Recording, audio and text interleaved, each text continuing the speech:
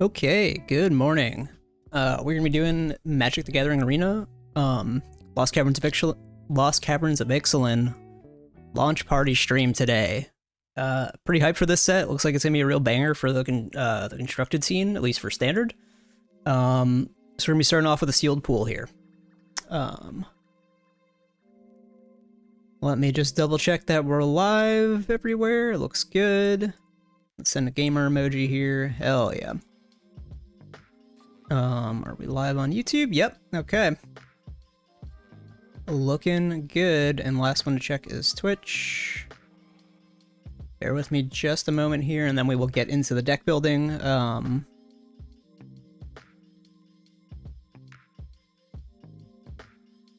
Okay.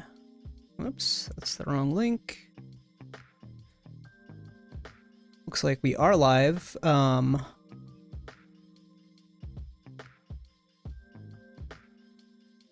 On Twitchies. There we go. Okay.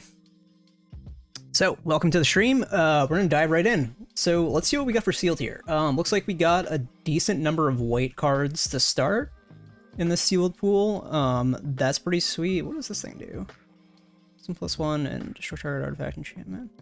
That's not bad, honestly, for 1 mana and equip 1. I kind of like that. Okay, so we're probably not playing black. We don't have a whole lot of black cards here. Actually, the first thing I should do is sort by rare and mythic, see what we got for rares and mythics. I didn't even look. So we got a couple lands. That's kind of unfortunate. I mean, it's nice for constructed. That sucks for sealed. Kellen definitely seems like a good card for sealed, so we might build around that. Golden Collapse might be okay. Treasure Map's probably not amazing. Maybe if we end up in Green Ramp. Okay, so we didn't really get... Or we have to see if we got some caves to run with here. Okay, so I'll top off the rares again and take another look at what we got here.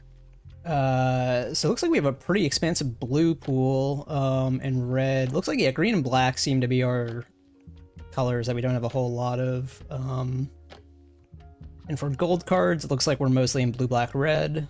We got some artifacts here. Oh, I think the boulder is actually pretty solid removal. We'll probably end up playing this.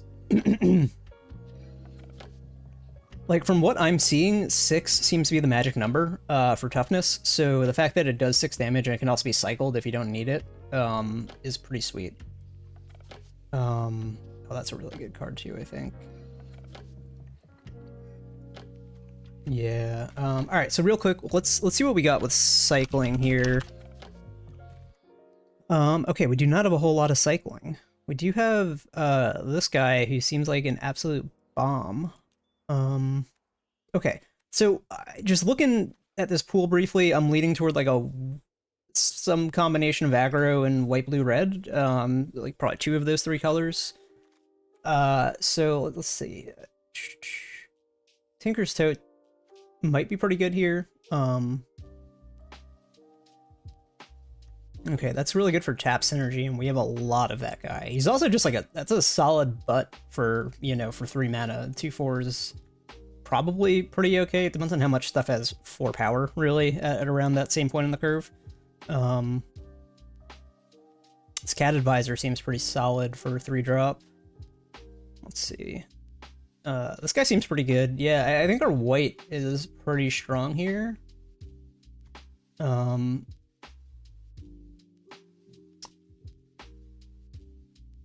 So another card that actually seems pretty solid at 2 mana. Started attacking a blocking creature and we got 2 of those, yeah. Wow, yeah, I think we actually have a pretty deep like white aggro pool here. So it's very likely we're going into white today in this pool. If we have any kind of token synergy, like map tokens or something, Dusk Rose Reliquary is very solid. So let's take a look at blue real quick. Also keep in mind what we have for caves. So we have 1 cave here.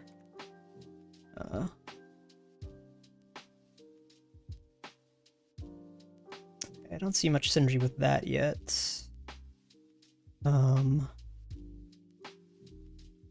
Map token synergy, 1 mana, 1/1 flyer, really solid. That's actually a really, really solid 1-drop. I like that a lot. Vanilla card, craft with island. So let me just make sure I understand this. Exile an island you control or an island from your graveyard, return it transformed. And it becomes a 4/4 crew 1 that can't be blocked if you have to send 8. Okay. Not sure if I like Brackish Blunder, but map tokens, I'm just not sure how good map tokens are going to be yet. They're probably pretty alright. Well, in fact, they're probably really good. They're probably like as good or better than blood tokens. Okay, Eaten by Piranhas I think is pretty solid too. So having not looked at the other colors yet, like it does seem like we have a pretty deep white-blue setup here. 2 mana 1/2 flying vigilance, yeah. Like I almost feel like we're just going like white-blue aggro, unless red has something amazing to show us. 1/2 explore, that is not bad. Artifact. So map token synergy is nice with that.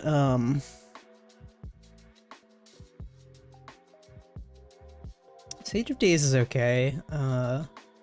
Discard a card. I don't really like Astral Reminiscence. If it like made a map token, this would be really good, or if it was instant speed, it would be great, but not quite. More permanent cards in graveyard. It gets +2/+0. That's okay. That's fully playable. I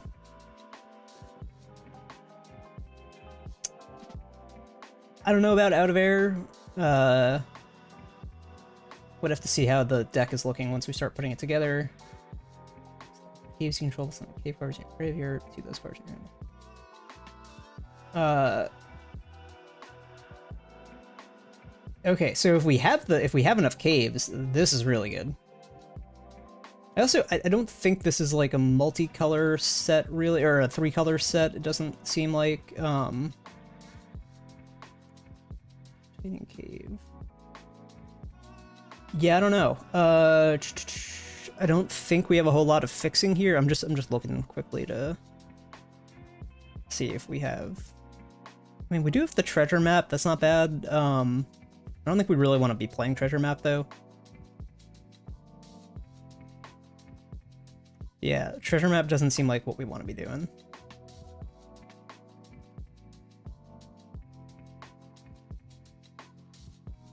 Hoverstone Pilgrim might be really good. I heard that this was performing really well in the streamer event. That's Graveyard. I don't know about that guy. It's a little understated, overcosted. Huh, create the treasure token. Okay. So,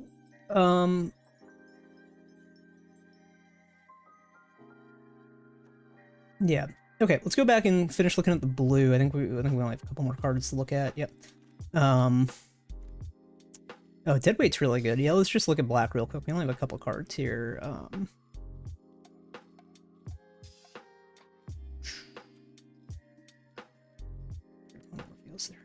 Okay.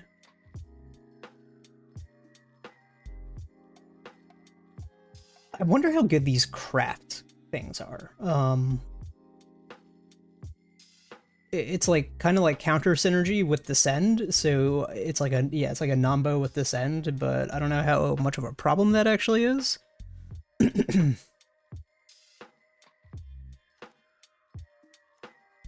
Damn, like I feel like we actually got good cards in black, but just not many of them. We only have 9 cards in total, unless we're also going into red, I think. Where we've got a couple more gold cards we could splash in the land. So let's take a look at the red. I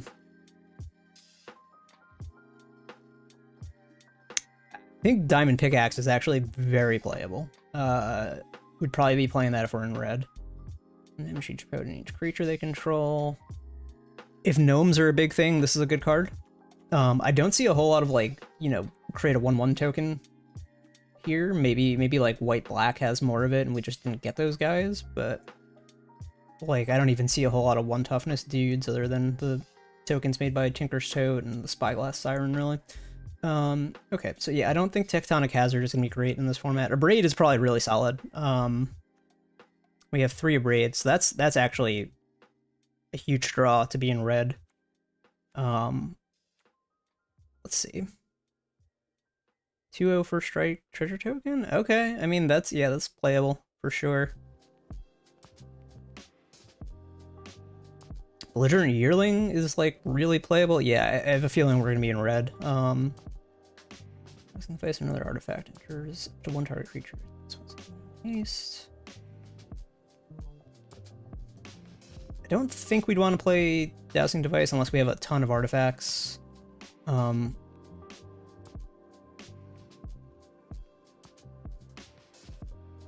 This card, I don't know about this. If it wasn't sorcery speed, this would be extremely good. But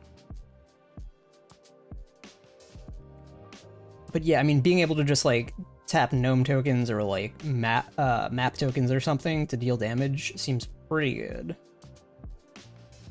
And it's each opponent, so it can't ping creatures or anything. Okay. Again, this guy could be really, really good if you have the artifacts to turn him on consistently. 2 damage to any target, and then becomes what?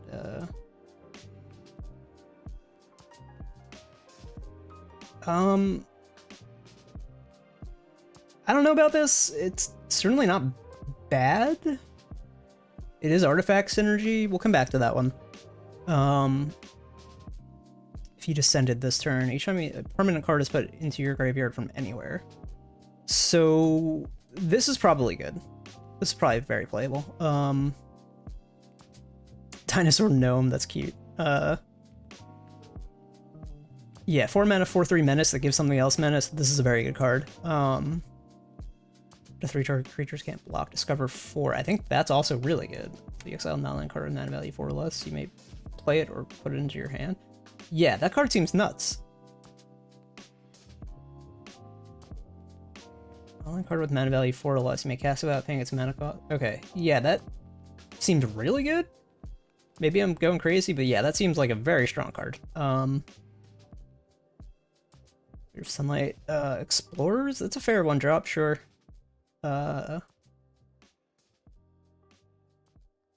This seems like a pretty powerful set. Okay.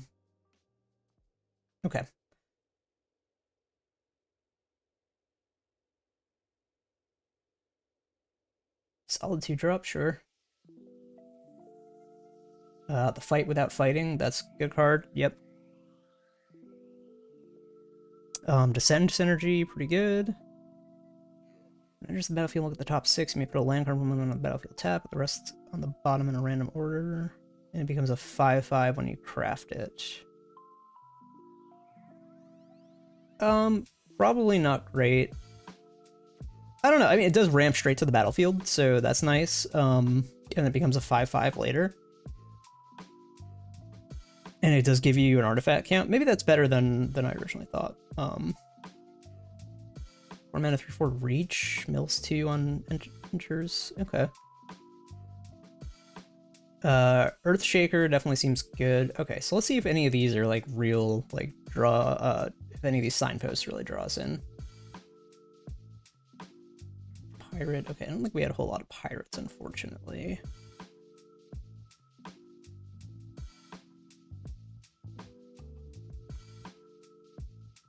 2/2 Death Touch is already good with additional text. Okay, at the beginning of your end step, you descended each opponent may discard.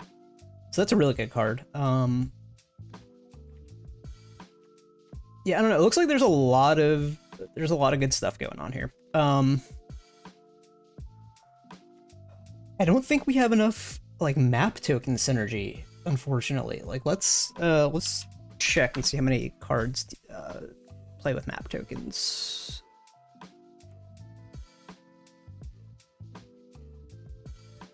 Yeah, we only have like really 2 playable things that make map tokens, unfortunately.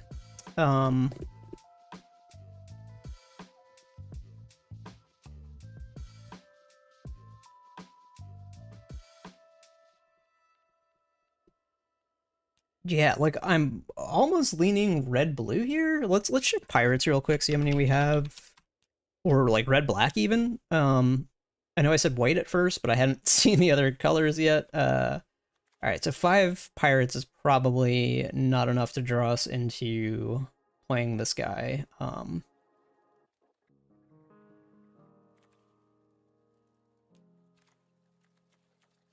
Okay, let's think about this. 2 untapped artifacts into creatures. +1/+1 counter on untapped. Okay. Damn, if we had a way to make more map tokens, like something like this would be really good. This is a really solid card too, yeah. I think it's an aggressive format for sure.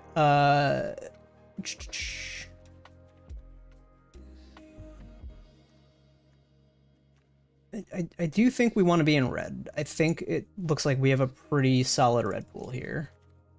Let's see, belligerent yearlings and what was it? There was a yeah, this guy seems amazing. 2 damage to any target, and then I don't know about that one. So it's already a decent number of cards just in red.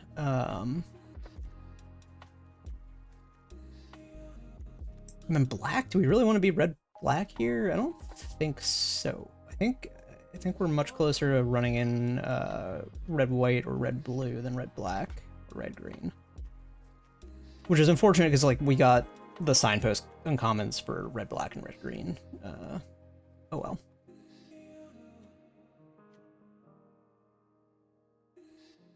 I think Runaway Boulder is good enough to play, and I think the Hoverstone Pilgrim is also good enough to play.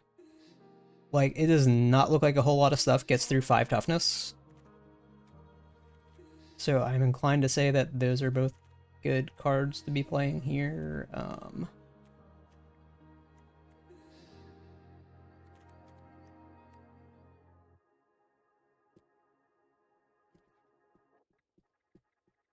Yeah, I don't know if we're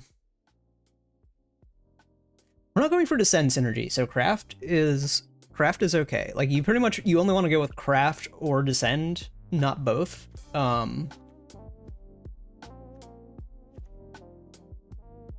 That's at least my take on it.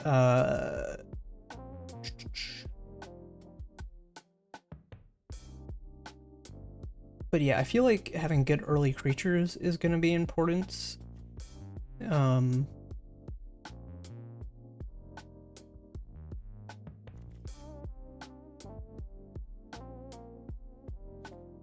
Yeah, I'm feeling like red-white is not where we want to be, just because like cards like Hoverstone Pilgrim appearing in like any color, in a deck of any colors, is going to be tough to get through because like things like Cosmian Blast don't get you there.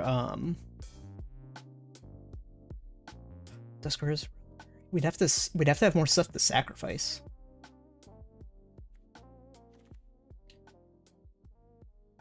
So although like I think we did get a lot of good white cards, I'm not really sure if white is the direction we want to go here. I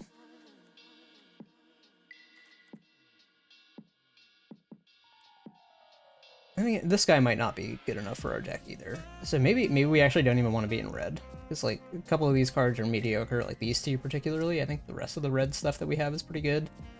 But Diamond Pickaxe is not great if you don't have early creatures to slap it on. Yeah, I don't know. Tough call here. And I have no idea whether it's like a good pool all around or not. Just because I haven't played any of the set yet.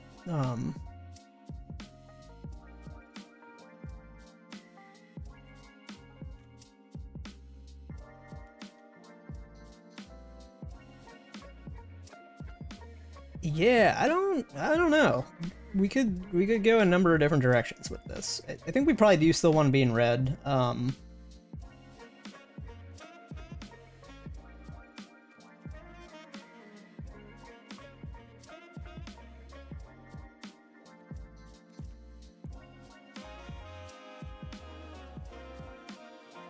Like, I'm kind of leaning toward blue.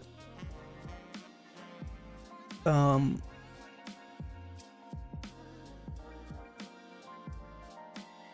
don't know. It probably is going to be blue or white. I think that was the right direction to go. I don't think we have enough dinosaur synergy either, do we? No, unfortunately not. We only have the belligerent yearlings and the dinotomaton.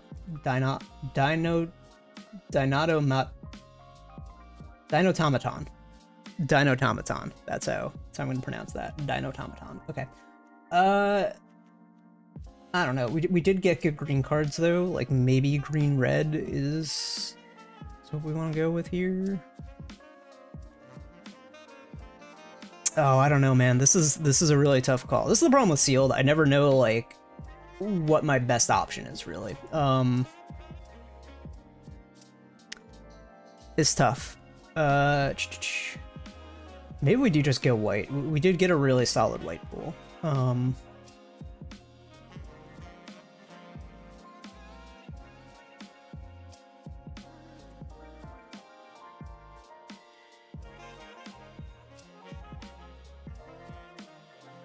Yeah, we'll try white.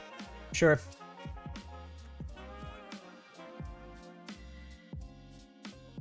Oh, the untapped synergy. And we have a lot of tapped synergy. So maybe this guy is pretty good. We'll play a couple of those. So we can get value and then just untap him as a blocker. Yeah, like guys like this. If I want those gnomes, that guy is good enough. Okay. So now we can start dropping stuff like the Blade Master. I'm not sure about Child of the Volcano. That may actually be a really solid card. I do like the Hubberstone Pilgrim because like we definitely want something that flies, and like the Ward 2 is really solid. You can also like mess with the opponent's descend this way. So yeah, I do think Hubberstone Pilgrim's pretty strong.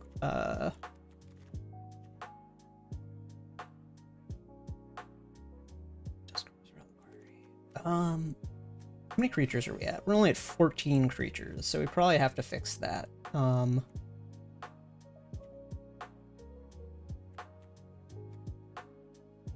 Ironpaw Aspirant may not be as good as I thought, because we don't have any Wonder Ops, any Wonder Op creatures.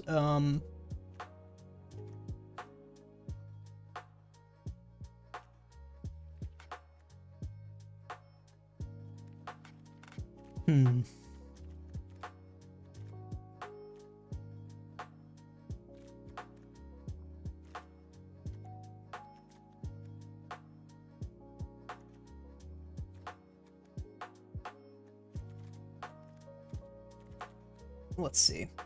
We probably want to drop something for another creature. Just don't know what we drop yet. Fortunately, this hits like the majority of the deck. Definitely want those Abrades. I think we want the Cosmian Blast still. And I do kind of really like both of these.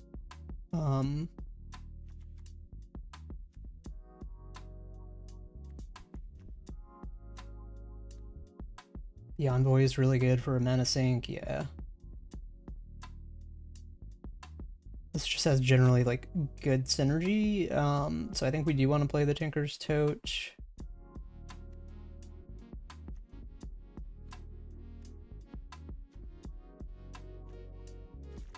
Yeah, maybe we just run with this as is. It feels light on creatures. I guess it's because we have a lot of removal in these two equipments. But like things like the Tinker's Tote and the Daring Discovery basically just put a permanent onto the battlefield anyway, so like it's kind of closer to like 16 creatures. I think the War Scribe is pretty good, similar to Dinotomaton. Yeah. Alright, I think we're gonna run with that. I do need to take a quick 1-minute break. I will be back very shortly.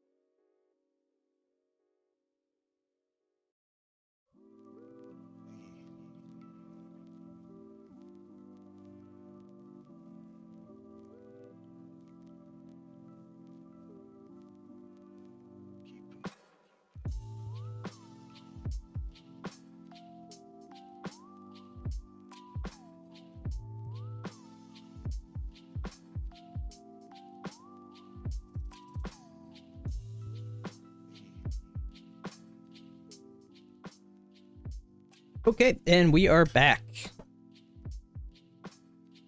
So I think we're gonna run with this red-white list from our sealed pool. It's looking pretty good to me. Yeah, I think we'll give this a shot. See what happens here.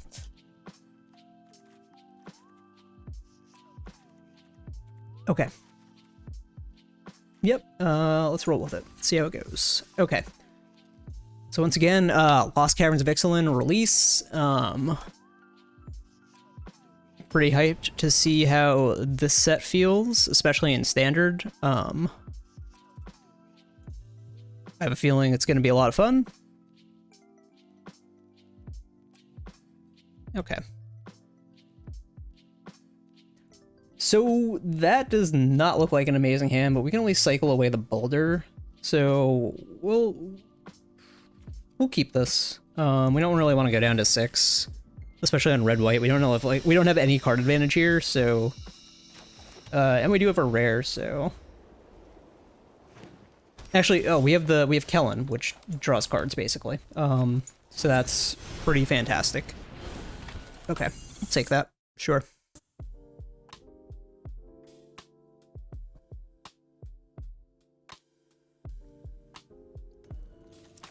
Okay. Build top card for your library. If it's a creature with mana value 3 or less, put it into your hand. Otherwise, you may put it into your graveyard. Okay.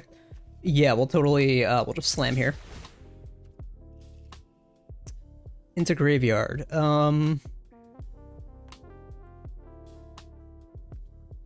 No, we'll put that into hand. Or we'll draw it next turn. I mean, that's a good enough card that we really want it, I believe. Okay. We can always cycle for a land next turn if we want, but we can also just slam Dinotomaton, which seems very strong to give Kellen Menace. Let's see what they do here. They must have a play this turn. They've done nothing for 3 turns now. Let's see. With a finality counter. Huh, okay. Yep, that doesn't seem good enough for them. We'll give Kellen Menace here.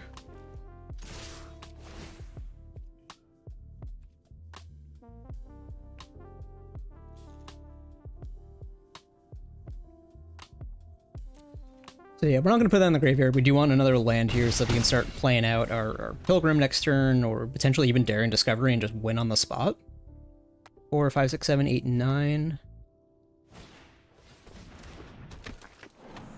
Like has a dinosaur spell. Okay. What's that? Attack spell card. Okay.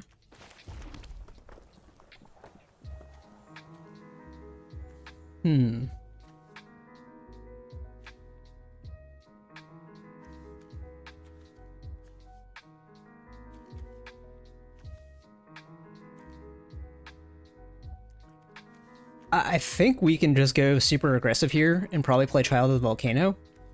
The other thing we can do is, yeah, we can also just Daring Discovery and take out their blockers and discover 4.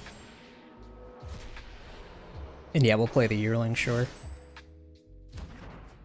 That's pretty solid. That card is good. Okay, so opponents at 4, they have to deal with a Menace guy next turn. This is not looking good for them. Plus we have a removal if we get another land. Like, I think we're definitely in good shape here. I think we're probably about to win this game next turn. Plus this guy's got trample. Yeah, we're looking pretty good here.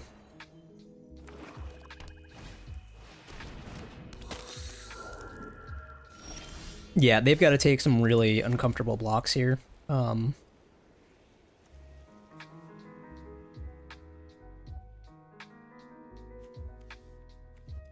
Yeah, I mean, I think we basically just flash this in and they don't have enough blockers to deal with everything.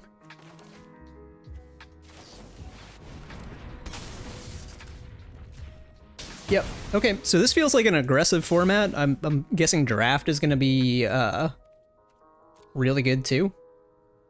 Like really fast like this. Yeah, they're definitely dead. They can't deal with the Menace guy and the trample too. So cool, that was a good game one. We'll take that. Opponent didn't do anything for the first 3 turns of the game.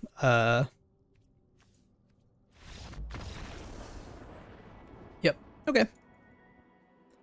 Off to a good start. We take those. Very good. Okay. Move on to game 2 with our red-white sealed deck here.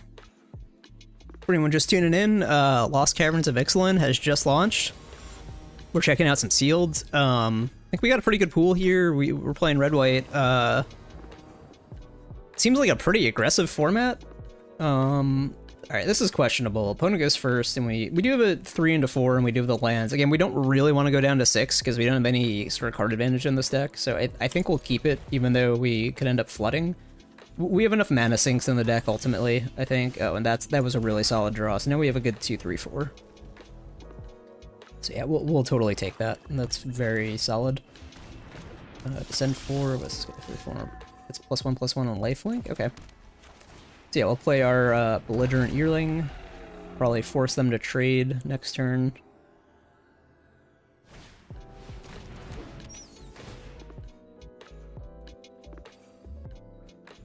Sale a non-land card from it? Okay, he's probably going to take the Cosmian Blast. He could also just take the Thousand Moons Infantry and mess with our curve. Wow, that's a pretty solid 2-drop in black. Flying and lifelink, yeah. Yep, so he takes Cosmian Blast. That was almost certainly the right play for them. If he swings here, we don't block. Yeah, no blocks. Cool, okay. He's not gonna block here either. So that's cool. So yeah, that Thousand Moons Infantry, that big butt, like that's pretty solid. He's not getting through that. I mean, he might have removal for it or something. He was hovering over it, but okay. Yeah, let's see what he does here. I think we'll. Oh yeah, he basically has Vigilance because he untaps during their step. So let's see if he does something fancy here and we get to Abrade and blow him out. Probably not. If not, we just play the Child of the Volcano. Okay, yeah, nothing fancy from them. Child of the Volcano, since we descended here with the Yearling, we will get the counter on it, so now we get that 4/4 Trampler. Pretty solid.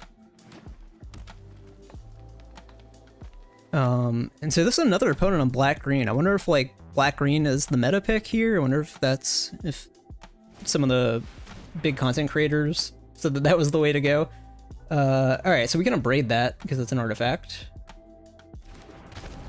Vampire, okay. +2/+1. Oh yeah, we could also just play the Scribe here and give everything +2/+1, yeah. I think that's actually the better play. Because he doesn't want to block any of these. Yeah, yikes. Okay. So maybe he has a big vampire here and gets a ton of value out of an ETB effect, but if not, this is looking really good for next turn.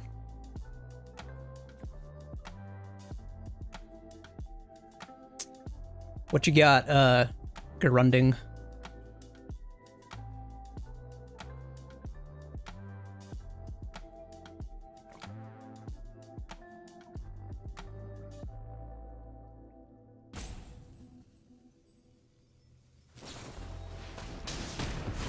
Ooh, yeah, that's pretty good. No doubt, no doubt.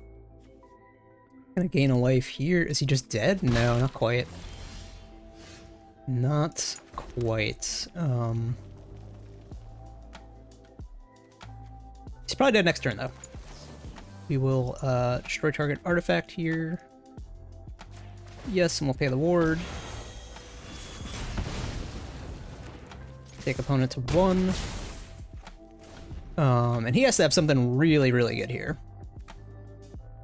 Because otherwise we just make it so that his creatures can't block. So yeah, Daring Discovery. This card seems very good and limited. I don't know about Constructed, but Yeah, for like an aggressive red deck in limited, this is a bomb, and it's a common. Like, I don't know if you'd want to play more than one of them really, because like the creatures can't block effect is not amazing, but let's see. He explored. He must have taken a land. Is that right?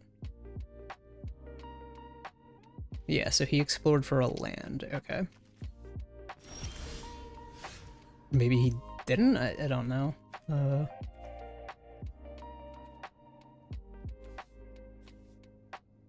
Yep. Okay, so we'll just take out his blockers. I think that's just game.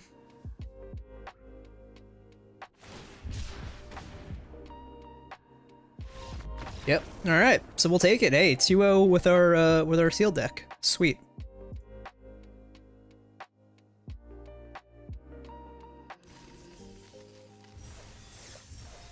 Nice. Okay. So the reason I pick sealed, by the way, is I'm too tempted to rare draft when a new set comes out. And when you play sealed, you don't have to worry about it. It's also the pool of opponents is I think at lower skill level generally, so you don't tend to run into as many like very, very strong players in sealed. Not that they aren't there, but like they mostly go for the premier draft. So you end up playing against like more reasonable opponents who are, it's easier to steal games from them. You know, they might not build decks as well. They might make gameplay mistakes more frequently. No 3-drop here, but I think we'll keep this. This looks pretty solid.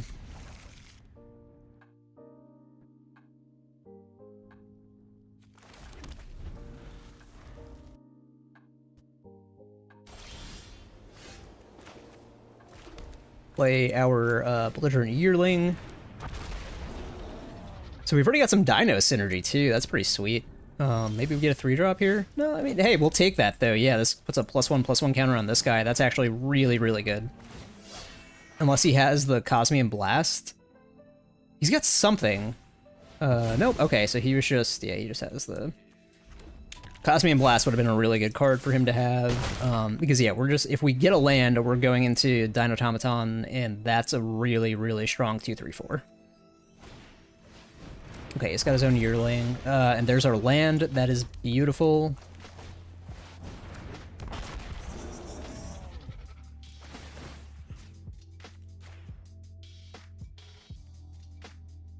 And yep, we'll get extra power on him.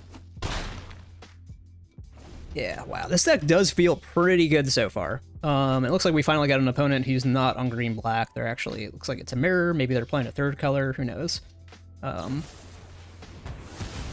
Okay, yep. Take our map tokens. Creature explores, okay.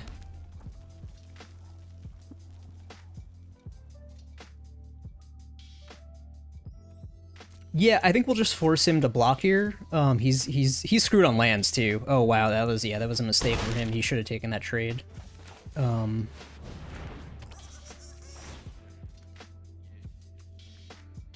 Tap these two.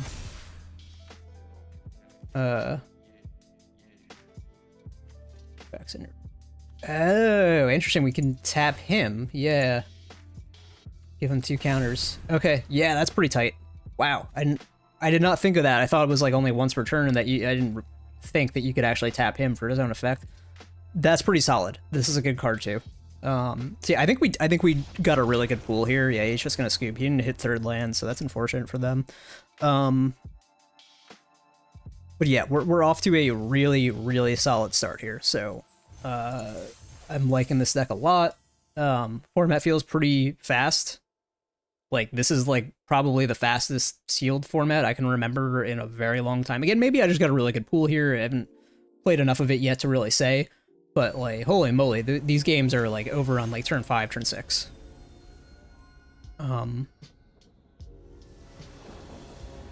Yeah. So this is sketchy because we don't have white and we got a lot of lands. I think this is actually one where we do mulligan. So we don't have a curve. We had too many lands. Yeah, this is looking a lot better. Get rid of a land here. Oh, Kellen's good, really solid 2-drop. Okay.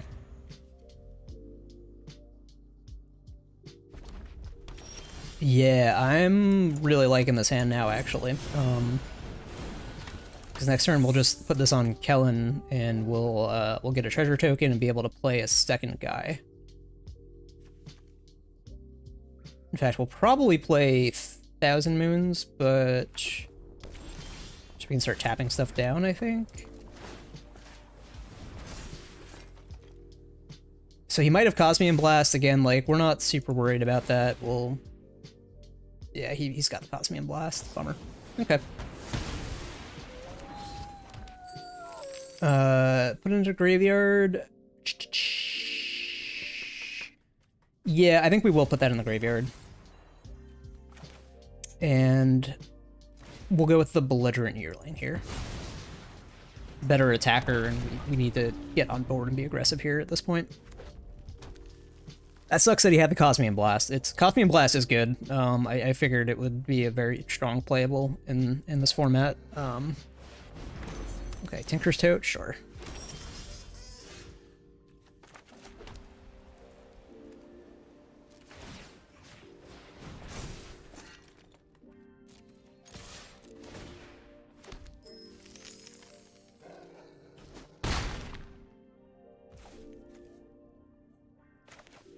I think we do want to get the 3-drop into play here. You know, it might not even matter that much. We might actually be better off getting this guy down, because then we can start spending mana to tap. So he's gonna play something big at some point. Like, he's definitely got artifact synergy here. Looks like he does, at least. So yeah, I think being able to tap down a blocker is gonna be pretty good. And then, yeah, we want to play the Gem Guard next turn, if possible, which we can play it. Whether it's a good play or not remains to be seen. Okay, a bunch of gnomes, sure.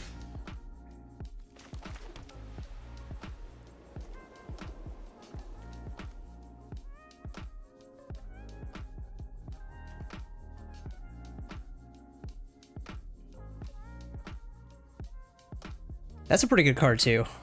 3/2 flyer that makes a 1/1. Yeah. Okay, so we'll play the...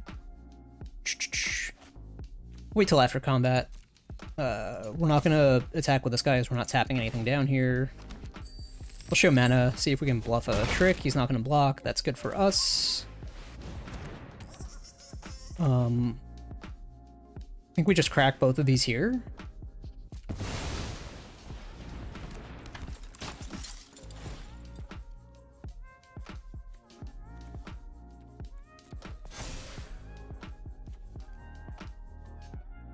And I honestly don't even think we want to leave blockers. Like, I think we just put another counter here.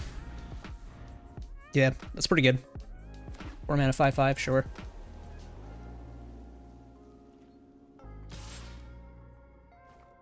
Yep, he'll swing with his flyer.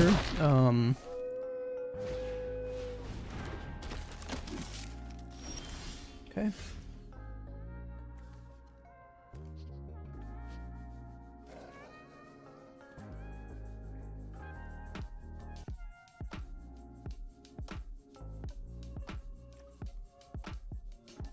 Okay.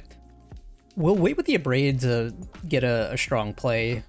Okay, let's see what he does. He's got something.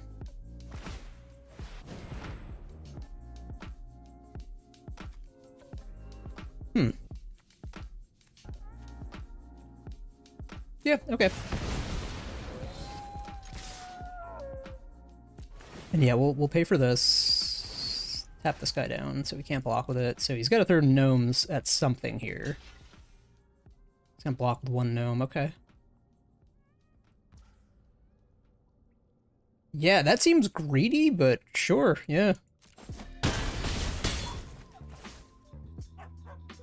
Oh, we can't activate that. Okay, so we'll,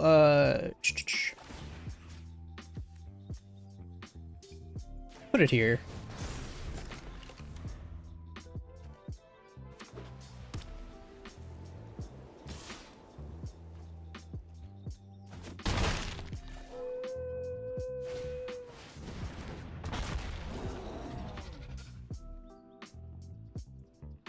Wow, that's a really solid 3-drop in red. Holy moly. Okay, so yeah, we'll blow up that guy for sure. No, he's not gonna really do that, is he? Wow, dude, that was really aggressive. Is he just dead to Daring Discovery here? Yeah, I think he is just dead to Daring Discovery. Okay. I mean, he's got a card. He might have a trick here somewhere, or you can sack that. So maybe he's not quite dead. Battlefield turn. Creature gains menace. Wow, that was such a good discover. Oh my goodness.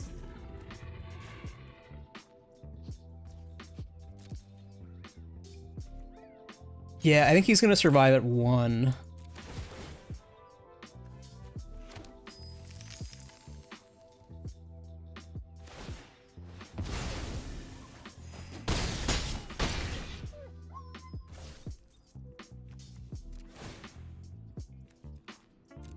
Four, 5, 6, 7, 8, 9, 10. So I mean, yeah, he could have something here that just wins on the spot. I don't think so because we got 2 blockers, but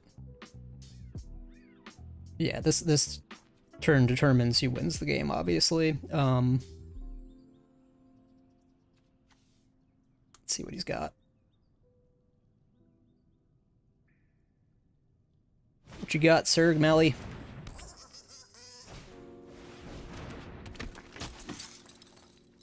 Yep, okay.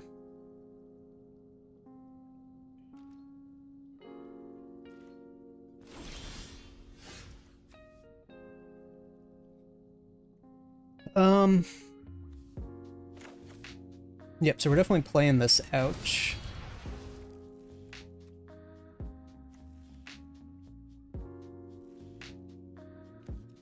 I think we'll equip it here. Seems good. Yeah, he doesn't have any tricks left. I think we're just in really good shape to...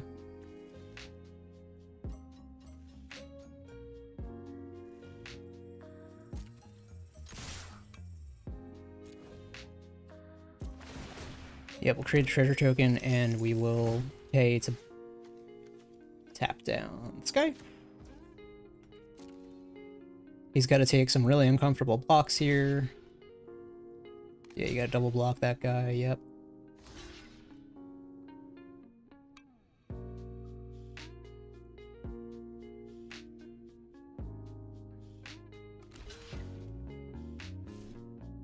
Yeah, he's gotta basically throw away his whole board here.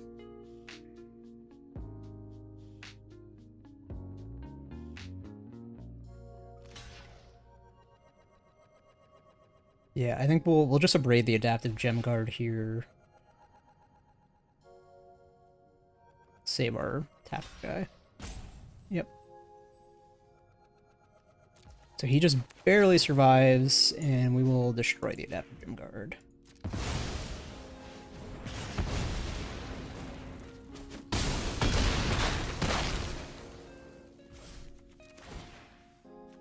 So that is not looking good for our opponent. He needs a lot of damage off of 1 card here. What does this do? Discover 4? Okay, yeah, he's gonna do that, sure. Yep, that's not gonna do it. I mean, he came kind of close. He could swing with 3 dudes, but yeah, it's not gonna be enough for him. Alright, good game, good game. Nice. All right, so I think that puts us at 4-0 on this red-white deck.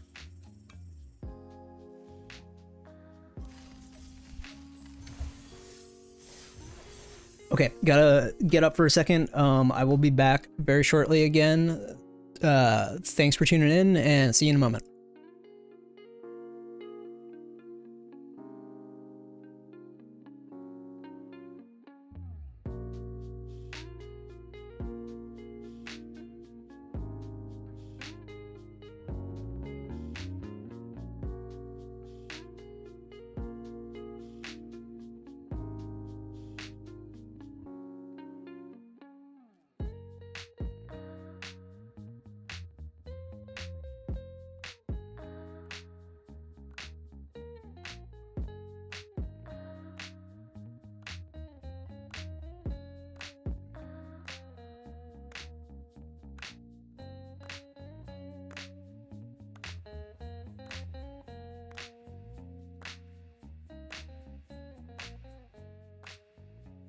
Okay, and we are back.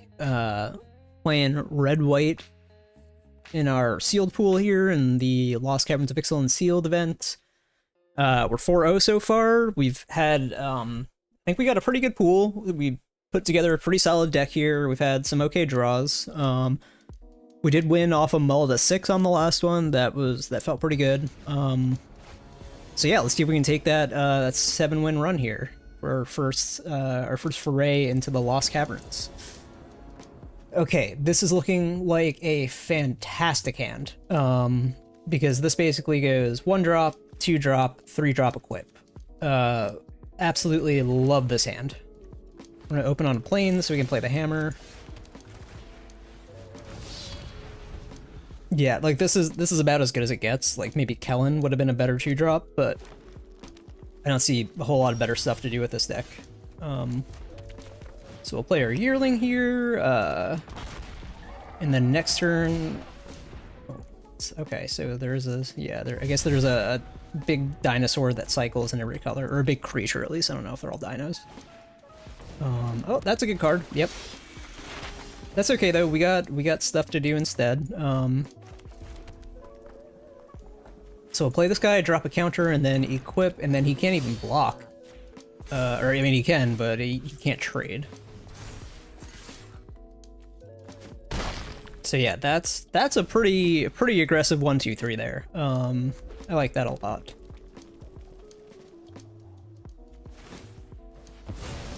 Yep, target creature explores, sure. So he gets a land off of that. Let's get another map token, sure. See if we play here. I'm guessing he's got to play. We're now that we're 4-0, like opponents are probably building their decks correctly.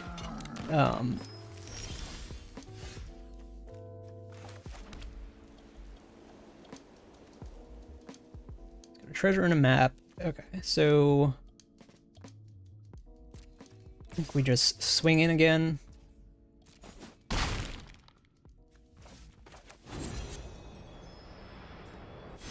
Sure, we'll play Kellen here, and we'll pass.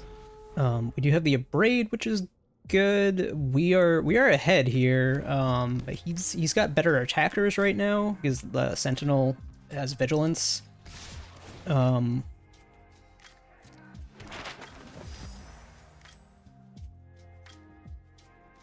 Let's see what he does. I don't think we want to block. Yeah, so he's got to play, or else he would have just cracked map tokens here.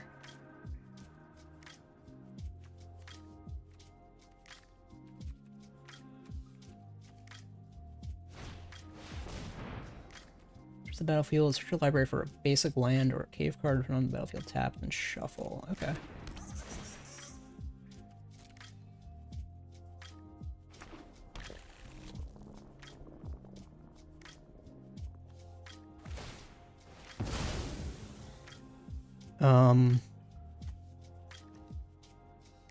Sure. Let's let him. Let's see what he does here. He puts a counter on it. Okay.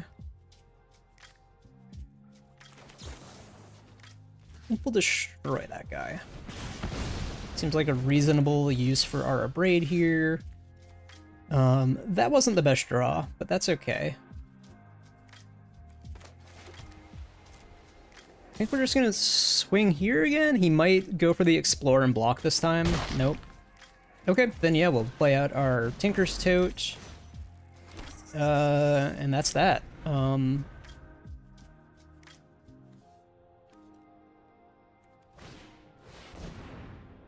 Damage for creature equal to the number of lands you control. Sure. Yeah, that's good for him. Without a doubt. I guess we should have put the hammer on Kellen. We might have just chosen to block Kellen, though, if we had done that. 1, 2, 3, 4, 5. So, no blocks here. That's a pretty good card, man. That thing's done a lot of damage to us, and it's been a potential blocker every turn. Yeah, he's got, what, 3 mana available? I think we can just go ahead and sack this here to gain some life, use our mana efficiently.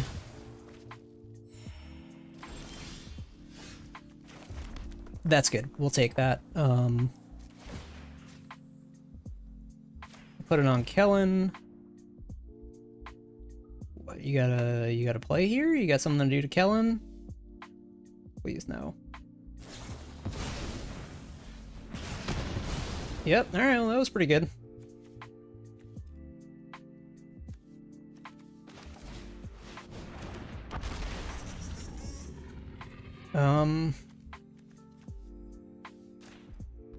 I don't think we want to sacrifice all of our stuff here, so we're just gonna put that there and no attacks.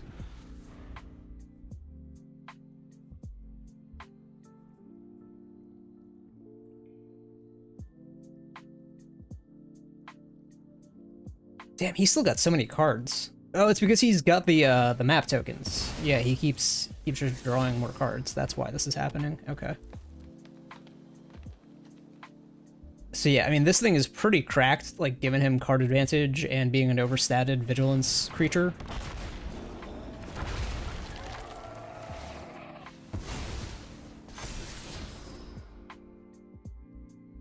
Yep.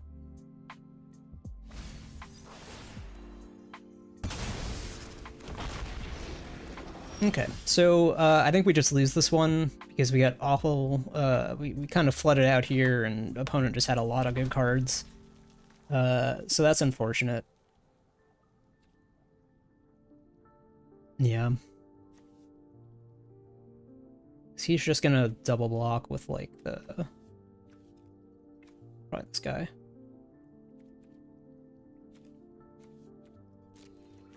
Yeah, I think we just gotta get aggressive and swing in anyway.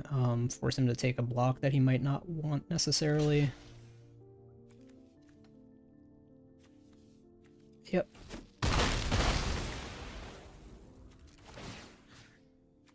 And put this right here. We'll pass. So yeah, I think our only chance to win here is if we get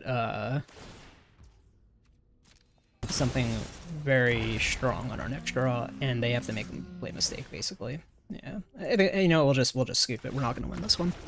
Good attempt though. Opponent had a really good draw, and our draw was we had a solid draw too, but they just had the answers they needed. They had a good blocker on time, and you know, they had a bomb essentially, and we didn't. So it happens.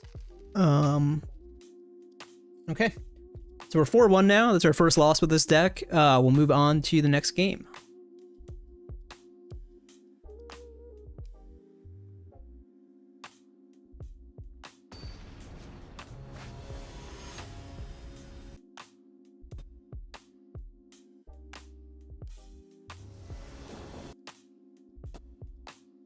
Okay, this is looking pretty solid. Opponent's on the play, but we've got a good 2-3 curve, so we'll keep this. Okay, when this thing dies, what happens? Scry 1, create a treasure token? Sure. We drew the hammer, that's not bad, we'll play that.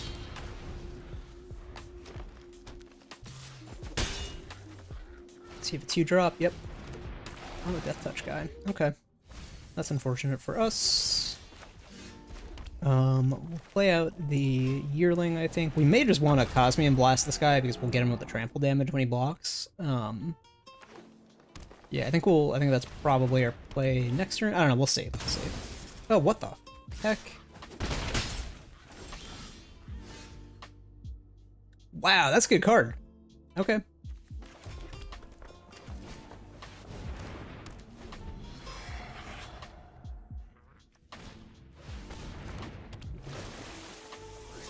Yeah, so this guy's got a really solid deck. Holy moly.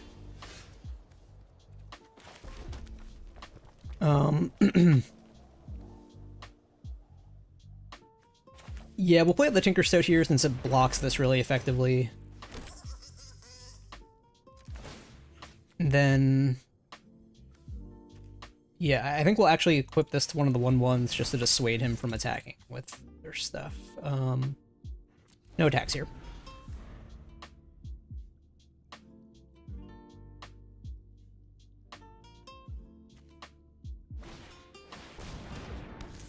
Feel mill 2 cards? Sure.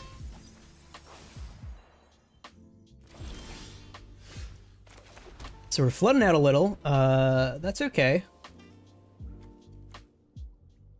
Beginning of your up.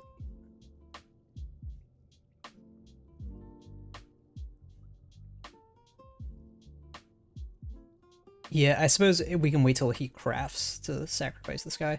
I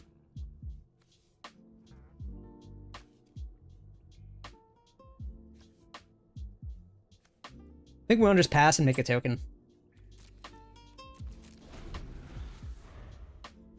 Yeah, I think that's our line. We'll start going wide here. So he doesn't have any great attacks still. Battlefield Explorers, okay. And even if he does attack, we do have a Cosmian Blast to set us up here. So let's see, he revealed another one of these Death Touch guys. Let's see, yeah, no attacks. We'll start going wide. Make another 1/1 token. Flooding out a little, that's okay. Okay.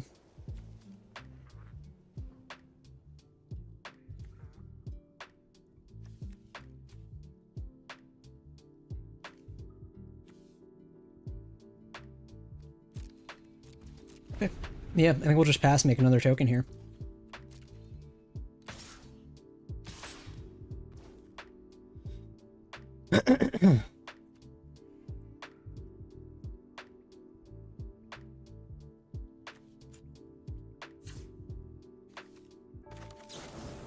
Might get blown out here. We're gonna give it a shot. Okay, so that's good.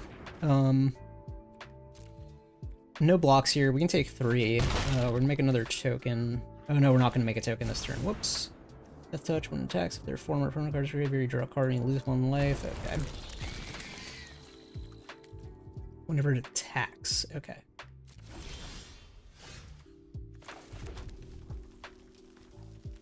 One, 2, 3, 4, 5, 6, 7. Okay.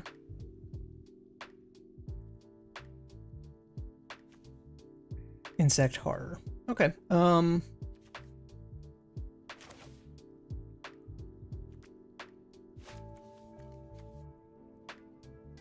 Yep, I think we actually just want to play out the Yearling here and block with this thing so that he doesn't start drawing a card every turn. He's going to get at least 1 card off of it. And then we'll make a 1/1 token as well.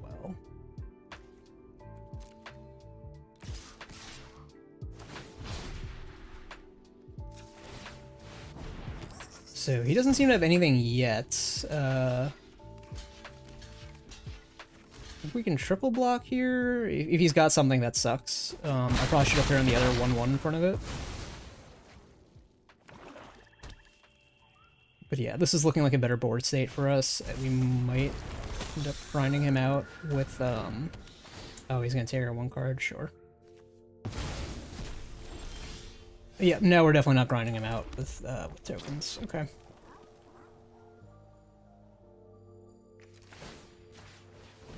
Put that here, and we'll pass. Yeah, no attacks worth making. So this is 2 games in a row that we kind of flooded out. This is unfortunate.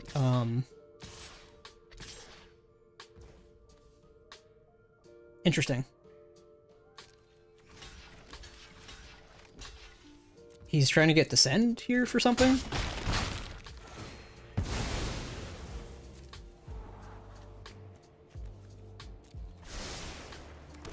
Let's see. What do you have? What's that card?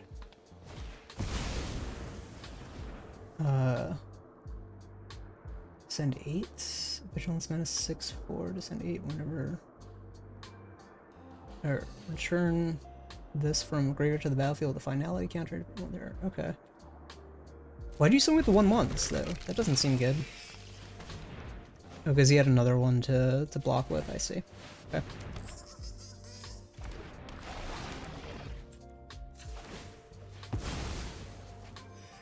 Yeah, unfortunately, like, we had to draw something other than lands here. That's a pretty good draw for us.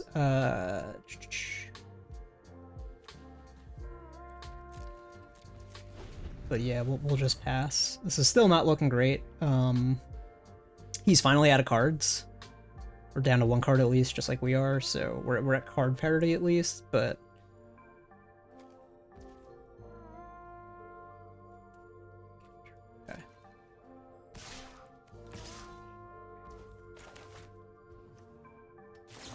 Deal 6 damage to this guy. Is he? Oh, he doesn't have a treasure token, so he can't actually return that yet, can he? No, because he needs blue.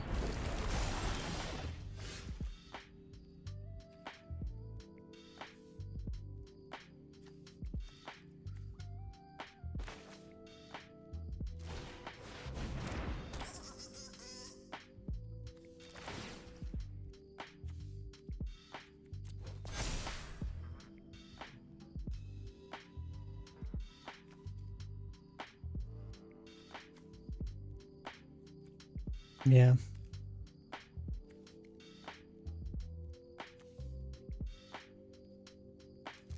I think we're gonna have to basically just take 7 and start slapping counters on this guy. Hope we can get it large enough to block this. Yeah, that is unfortunate. Definitely unfortunate.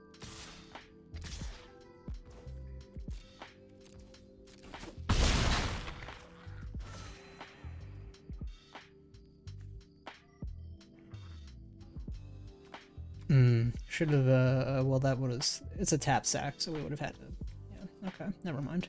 I was gonna say we could have used the hammer to blow this thing up. You can have your upkeep, okay. Oh, there we go, that's good.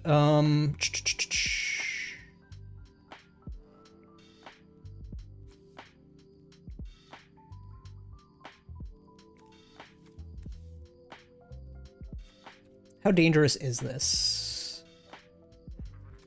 It's an extra 1 damage. I think we really need the abrade to deal with this thing.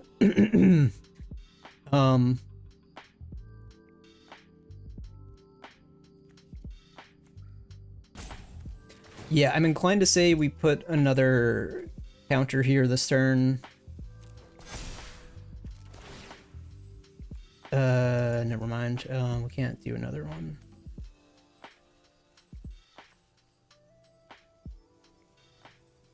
Oh, that sacrificed the hammer. Okay.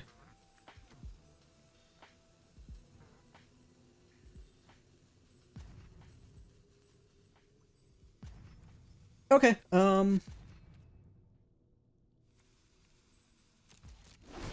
think we just have to pass. We're getting really low because of the bat, honestly. Like, we don't have anything to... We use the Hoverstone Pilgrim here.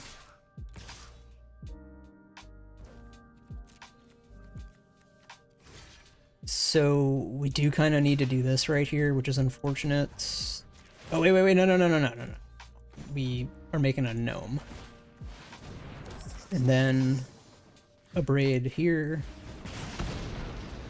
Oh, we're taking a ton of damage though. Yeah, I forgot that had trample. Okay, so we're basically dead next turn, unfortunately. Yeah, that's not gonna do it. Okay, well, that's a bummer. We definitely flooded out here again. I don't know if we really had any play mistakes. Like, I don't think we got outplayed. I think that dude definitely just... I think he had a good deck for sure. Opponent quality gets better when you get to like 4 or 5 wins. And we definitely flooded out there. That was probably the biggest determining factor in that game. But hey, that's Magic. That happens.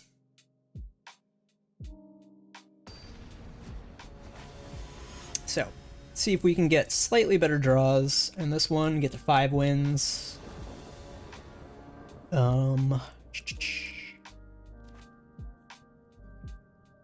This is okay. Opponent goes first, so we've got a decent chance to hit 3rd land when we need it. If not, we still have 2 drops for early game. So yeah, we'll keep this. And Hammer's a solid play on 1. I like that. Yep, I think we just run straight into Kellen, start trying to draw cards.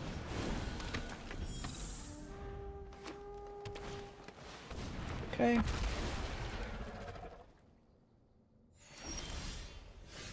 Nice. Okay. So we'll definitely equip this here and attack.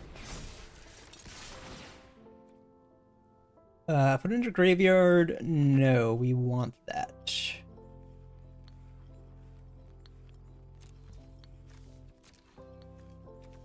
Then we'll play out our Belligerent Earling, get some more board presence here.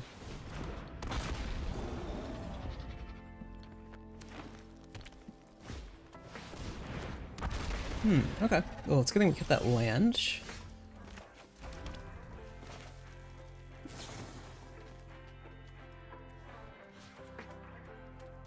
Yep, we'll pay the ward.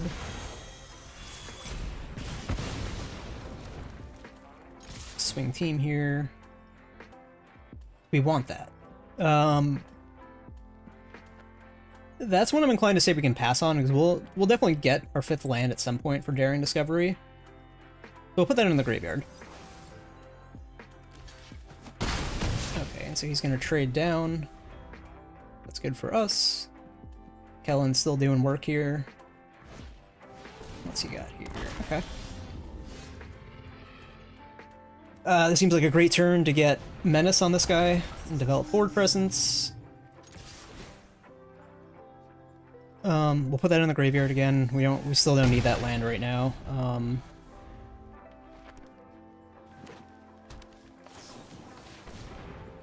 Put a creature and a land card from among them into your hand. So he takes what, a 5/4 trample 4.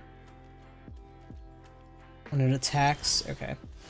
There we go. That's our land.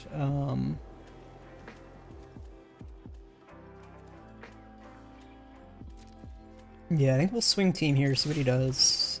He's probably gonna block the 3/4, I would imagine he's gonna block Kellen. Yep. I think we...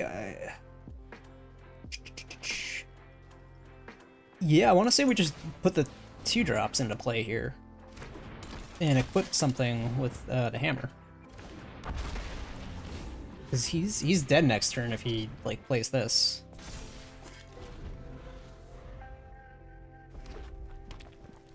Doesn't have anything else. Yep, he's dead. Okay. Okay, and he knew he was dead, so there we go. Sweet deal, we'll take that. We're 5-2 now. I gotta take another 1-minute break, and then we'll be back to wrap up this sealed pool. BRB.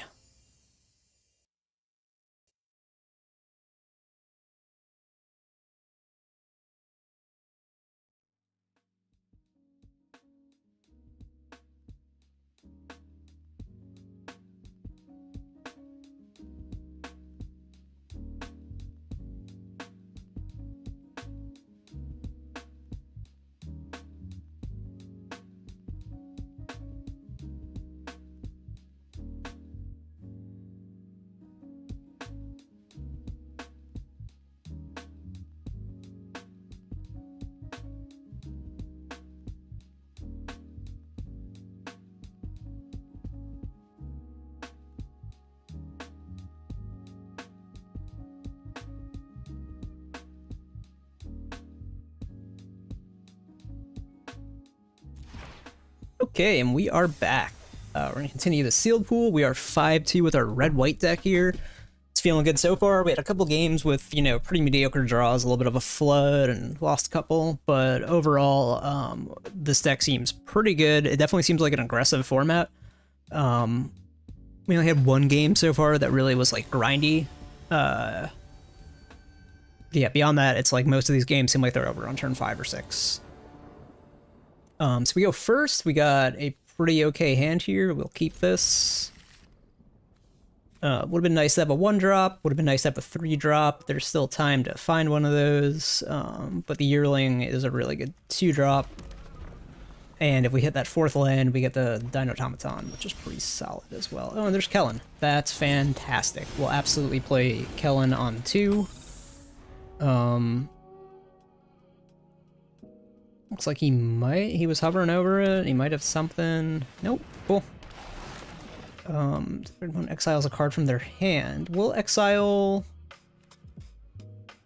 Wow. Yeah, we'll exile the Boulder, because it doesn't look like we're going to have a chance to play that anytime soon, so...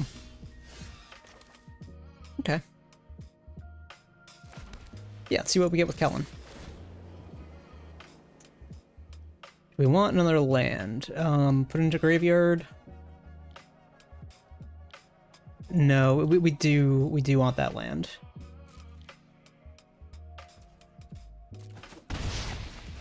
Damn, I feel like we've only drawn like 1 card off of Kellen so far in all of our games.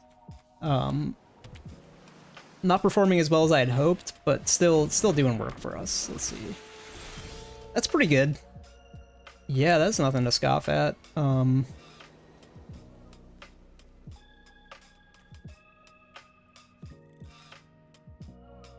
Yeah, I want to say we just get with the gem guard here and start tapping stuff down. Or start, pumping it up. So opponent's tricolor, that's interesting. I think that's the first tricolor deck we've run into. And then, yeah, next turn we can put Menace on Kellen. Actually, no, because he could double block Kellen, so that's probably not the best play. Let's see, what does he have here? Flying when it attacks, mill a card. Okay.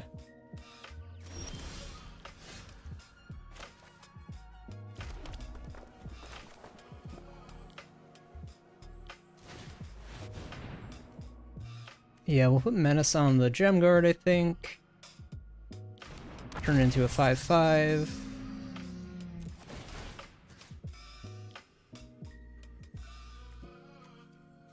Yeah. He gains Menace. We'll make this guy a 4/2.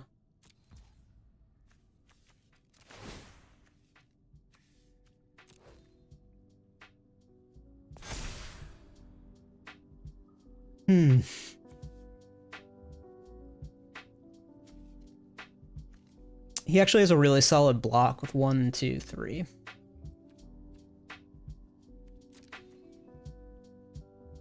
So I think we just swing with the Yearling here, unfortunately. It might have been better to just swing this turn and, like, hold a Braid. Well, no, because we wouldn't have been able to swing with the Yearling if we hadn't played the Dino. Let's see, yeah, he's gonna block here. That's totally fair. That's probably what I would do. He's trading down, but... Oh, yeah. I'll trade my 3/2 for your 2/4. Absolutely. Oh, damn. Okay, so we just got blown out by that. Yep. Okay. He played that well. Why is he in red though? What's he in red for?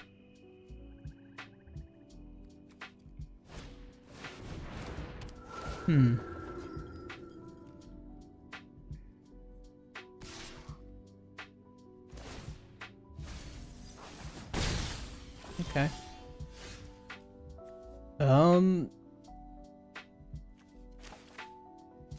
Yeah.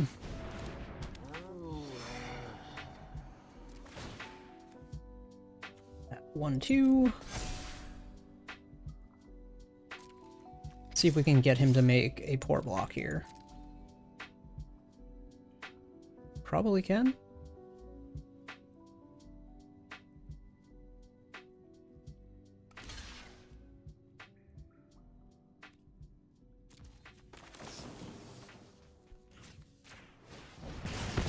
There we go.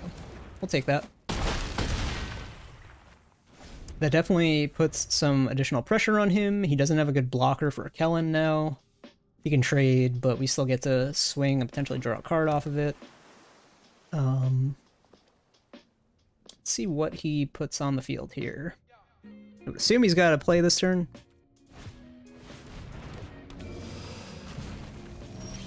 Yep, that's good.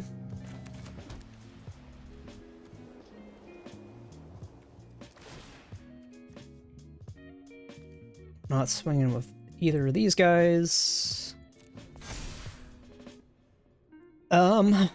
So do we want to trade this for 2 guys or just keep growing?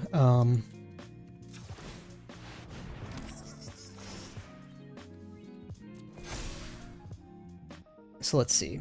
Can he block for 8? 3, 4, 5, 6, 7.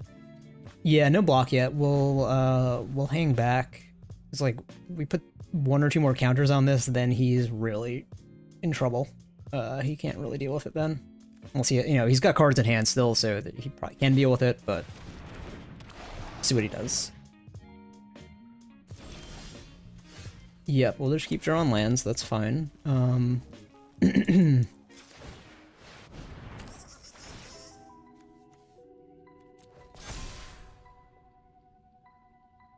He doesn't seem to have anything else that's really good here. 4, 5, 6, 7, 8, 9, 10. I think we just keep growing this guy and try to get it like, out of his range, basically.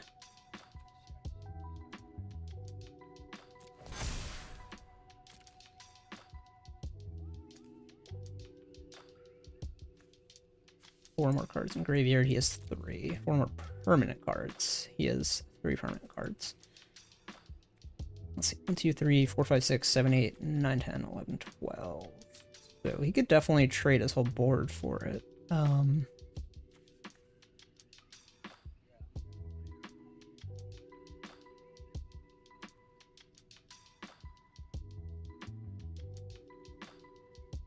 I think we're okay with taking that trade at this point.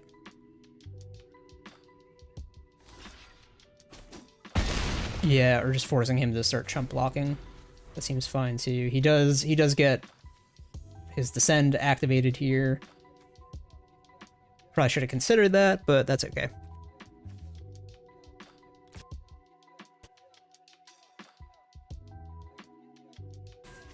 Yep, that seems pretty good for him, honestly. Let's see, what's this thing? That's alright, not my permanent. Oh man, okay, so we just got blown out and we're flooding out here again. That's super unfortunate. And yeah, he's held this back for blocking, so I think we probably just lost.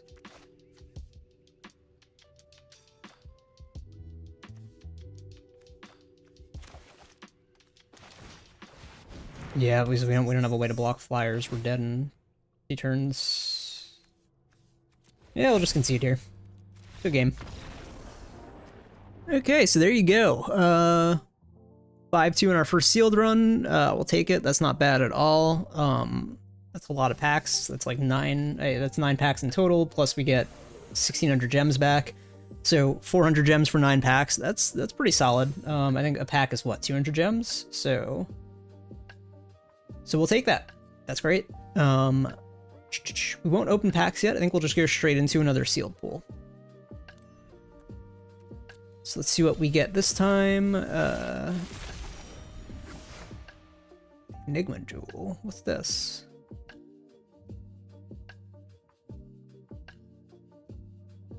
Some Enlightenment has each activated ability the exile card is used to craft it. You may activate each of those abilities only once each turn when you activate abilities. Copy it. Huh. Cool card, but I don't think we're gonna play it.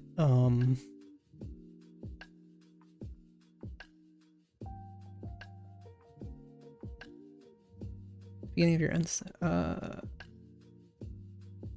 cast a permanent spell using mana produced by it. Discover X.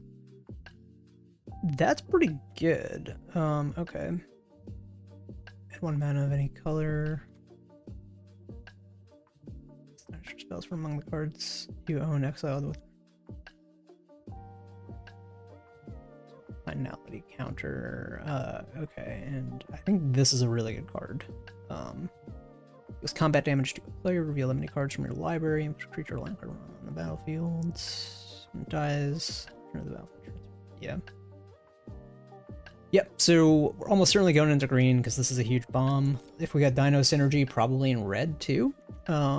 So let's take a look at those colors first, I think. Let's see.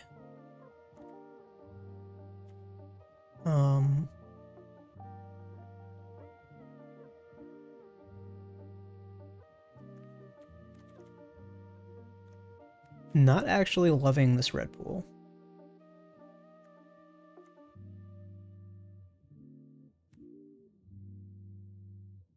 Enters, create a treasure token. That's good. And Dino Automaton we know is good. Reach 4/5. That's pretty solid. Damn. Yeah, 5 mana 4/5 with reach and taps the deal too. Yeah. This is good. It's got cycling. Wow. Yeah, alright. Maybe into black too. Let's take a look at the black cards that we got. So yeah, there's some Dino Synergy in black as well. This dies, discover 3, okay.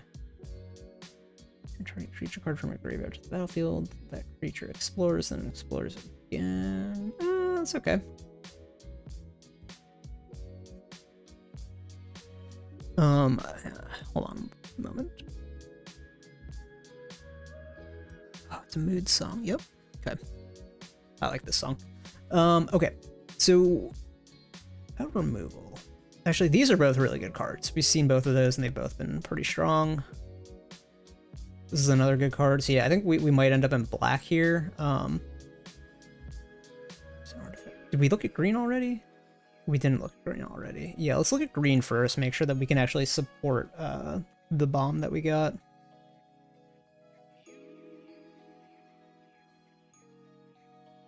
Look at the top card of your library anytime, and when it attacks, it explores.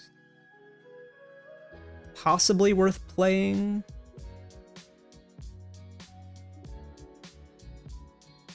I think that's pretty good, actually. Yep.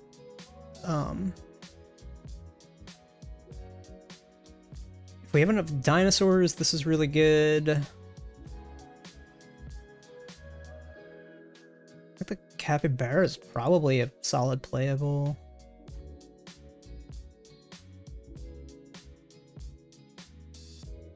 Okay.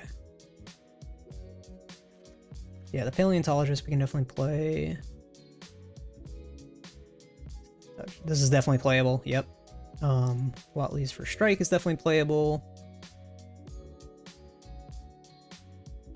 Craft with a cave. I don't know about this. It would depend on how many caves we got, probably. Got a few caves. Do we actually want to play any of these?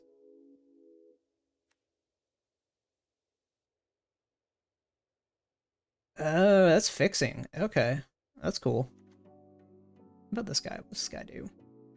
Whenever a creature you control explores a land card, you may put a land card from your hand on the battlefield tapped. Whenever a creature you control explores a non-land card. That's pretty solid. Oh my goodness. If you got Explore synergy, wow. This guy explores, that's good. Yep. 3/3/4, yeah, that's really good. This is okay. Might end up playing that. Enters the battlefield, mill 2. That's okay. Probably not what we want, really. 3+1+. And craft with creature. Enters the battlefield, you gain life equal to the mana.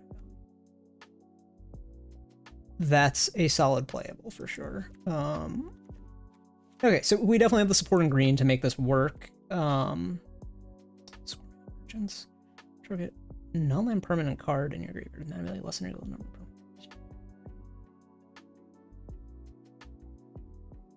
If we go mill synergy, we take this. Let's see what we got in blue real quick. It doesn't look like we have a whole lot of blue, so we're probably not going with the green-blue Explore synergy, unfortunately. Triggered artifact or creature becomes a dinosaur artifact creature with base power and toughness 4/3. That's a really solid 1-mana trick. It's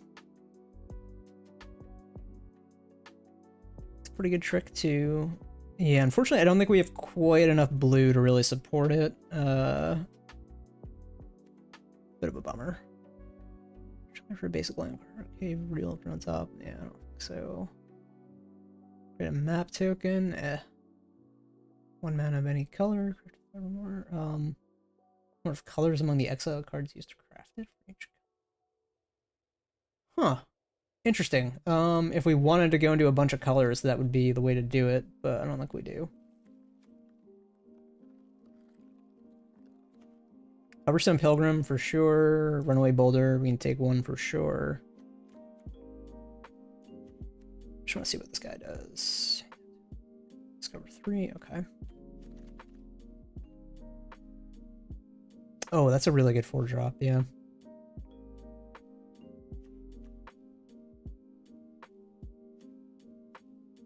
Okay, so, I guess the question is, are we going blue or red? It doesn't look like the white is really going to support what we have, what we're trying to do here.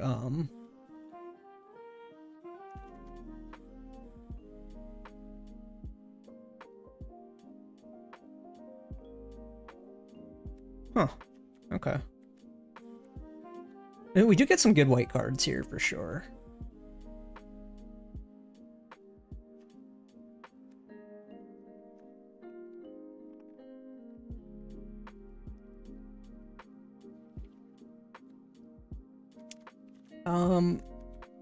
I'm inclined to say we want to go with black because it seemed like green-black was a really solid color pair, and we got things like the Tithing Blade, which seems pretty good. We got Dead Weight, yeah. Even like the Skullcap Snail was pretty solid from what we saw. Yeah, I think we can play all of these cards. So raise an artifact or a creature, draw 2 cards, and create a map token.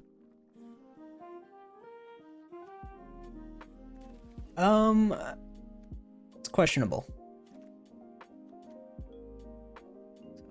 I don't think the snail is quite good enough here. If we wanted to go with like the Sax energy, yeah. I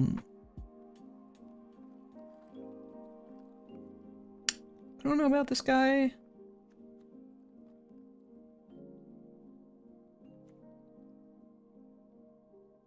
Solid removal, yep.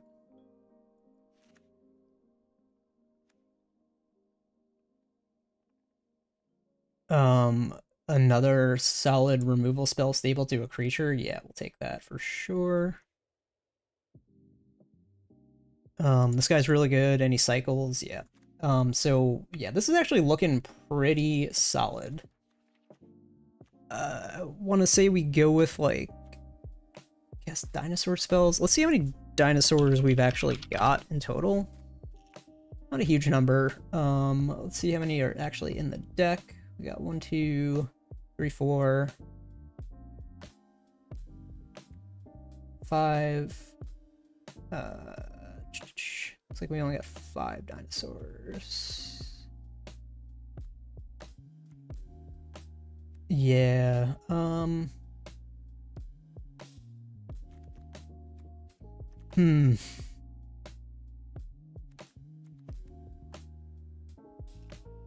Yeah, I don't think this is quite good enough with only 5 dinos.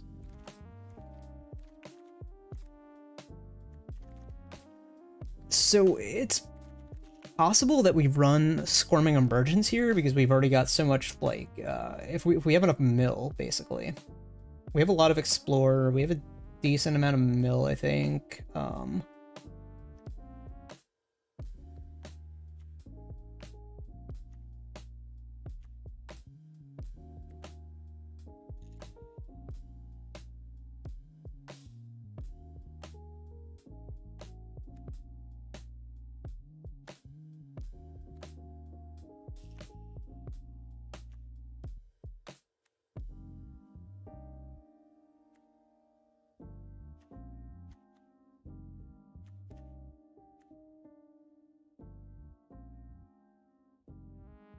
I actually don't know about this one.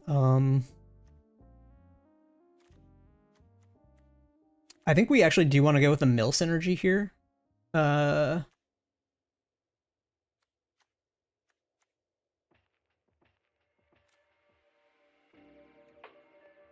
Which means we'd want to be playing the spider.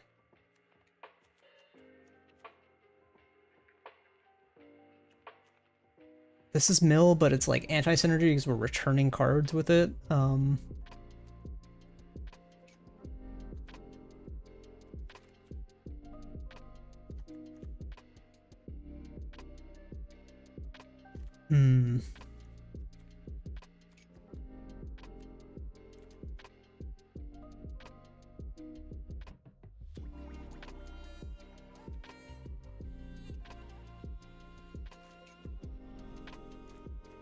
Squirming Emergence is sketchy. Like, it might be good, but it might not be good. Hard to say. I don't know if we have quite enough to support it. Quite enough mill synergy. I do kind of like the reach guy. Anyway,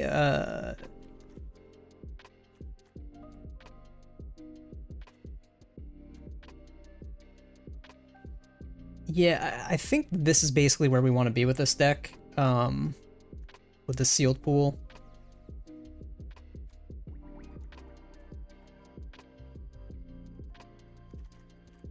Let me just make sure we have enough creatures in here. 16 creatures, yep.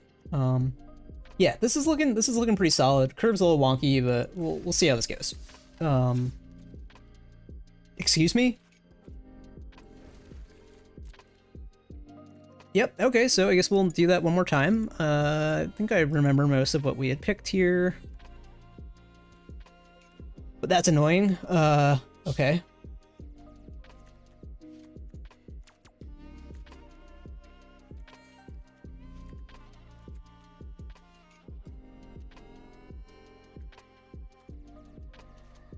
Yep.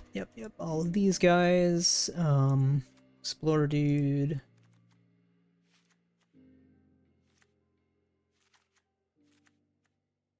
That looks about right, and then we have the Pilgrim and the Boulder. Okay. That was weird. So we DC'd while making the deck or something. Anyway. Let me make sure the streams are still live, actually, because I don't want to be streaming to nobody. Even though I've been streaming to nobody the whole time, I guess, so that's fine. Okay. So, let's take a look. This looks like a reasonable keep. We've got a cycle if we need it. We got ramp, 2-drop. That can also trade later. Opponent goes first. That's good for them in this aggressive healing format.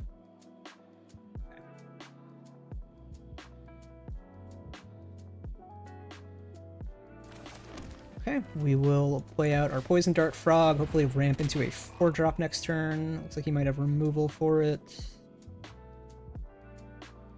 Yep. Looks like he's got an Abrade. Oh, he makes a treasure token. Wow, okay. Here I was thinking he had removal. Okay. What you got, homie? Yep, 3/2 flyer. Okay, makes a 1/1, sure. I think we'll just ramp straight into this guy. Explorers, we'll put that in the graveyard. I don't think we need a 2-drop right now. We'd rather just keep hitting our bombs. More of these guys, look for the boulder, look for that reach 3/4 spider. Yep.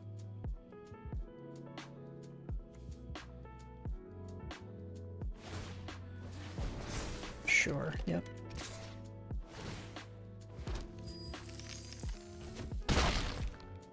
I see, he just wants to keep making treasure tokens. Yeah, he's ramping too. That's fine. He looks like he's on a more aggressive game plan than we are.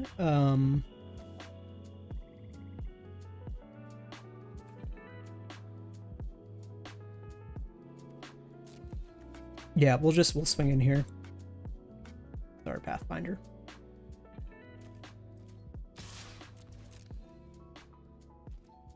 What does he have? Does he have removal here? No? Okay.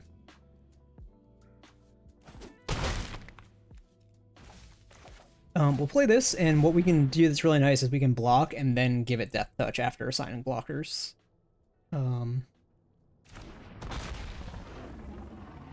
Whether that's our best play or not remains to be seen, but yeah, I don't think we necessarily want to ramp into this guy quite yet. We don't want to cycle this, unfortunately. Yeah. Figured he had some kind of removal for it. Okay. More removal? Yeah. No? Okay.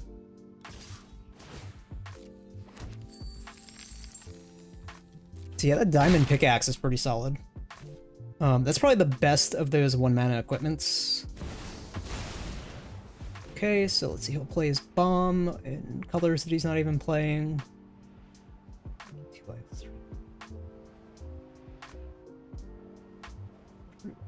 Wow, okay, pretty good. Yep, that's a strong card. Looks like we're dead in 2 turns.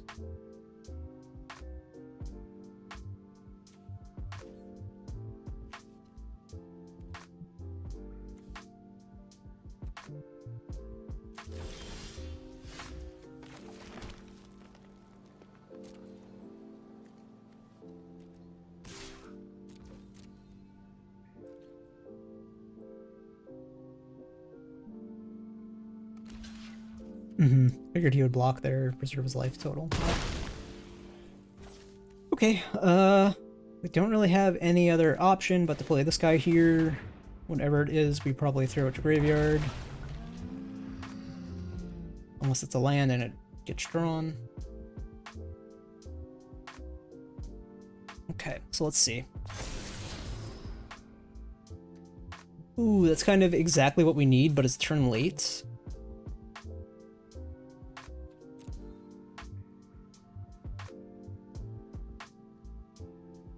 Yeah, unfortunately, that's just not gonna be good enough.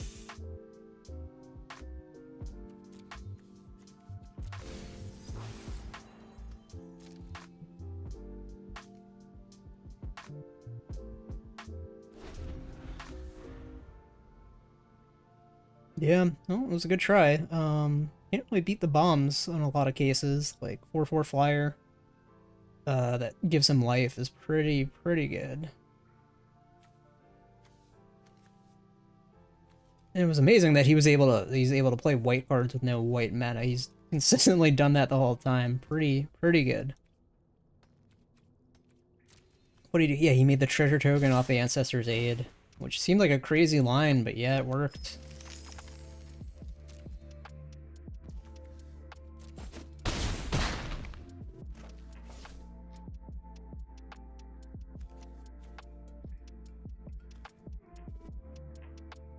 So basically our only out here is, yeah, if he does like nothing basically.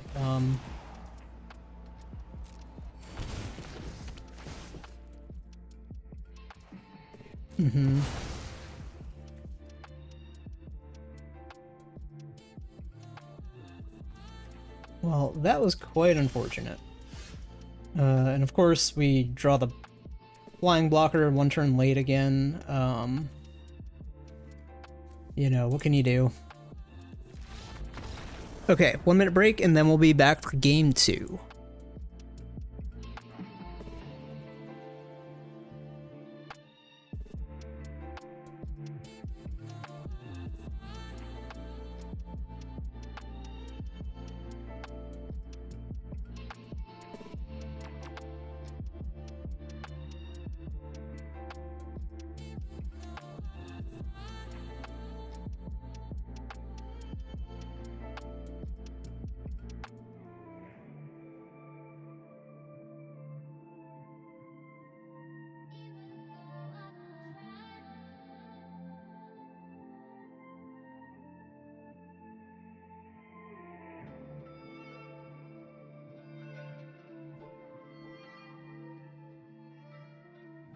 Okay, and we're back. We're gonna be moving on to game 2 here with this green-black deck. First one was a loss, really unfortunate. Looked like basically every card that we explored or drew was like 1 turn late, and the opponent just was able to play a bunch of white stuff without even drawing a plains, so they seem to get what they needed.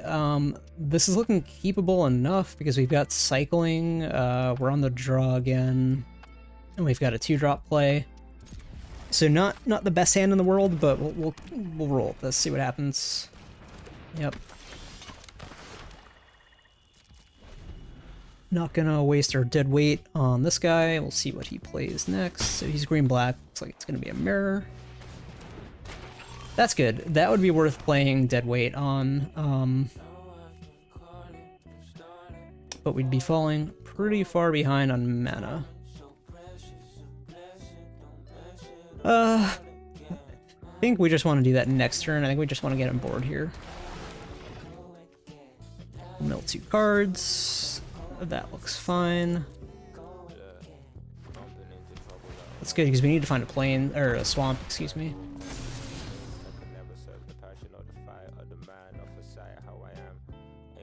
Yeah, if he's gonna leave that on top, that's good. We're not gonna trade here.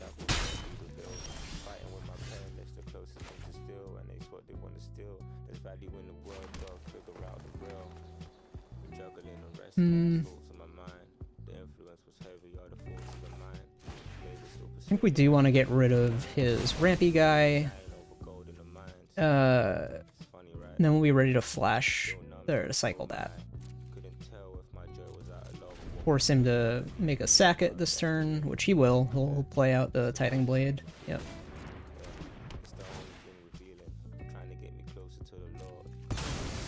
Yep, that's fine. Taking a lot of damage, but that's okay.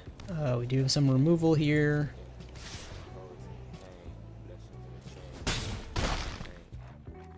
We definitely want to cycle this, because at this rate we're not going to make it to 6 mana. That looks like a good draw. That can block for us, so we'll play this. I think we'll honestly just keep that on top. So we can play it along with Join the Dead next turn.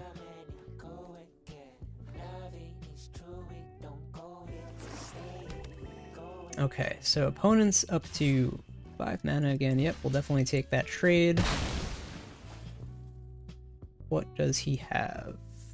Do we have Descend 4 active? 1, 2, 3. Yep, we definitely have Descend 4. Oh, it says it on right on the card. That's convenient for us.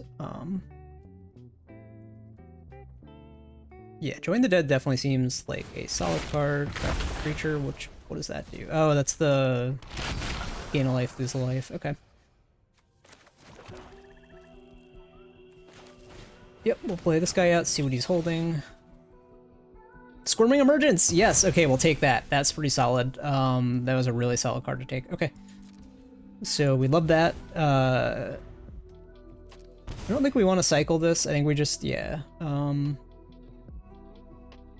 Hopefully we don't need our removal here. He's probably going to start attacking for 1 each turn. Ugh. Yeah, he wants that back. Okay, sure. Let's see, how many... Oh, he only has 1 permanent in graveyard, is that right? So his Squirming Emergence doesn't even do much for him. Okay.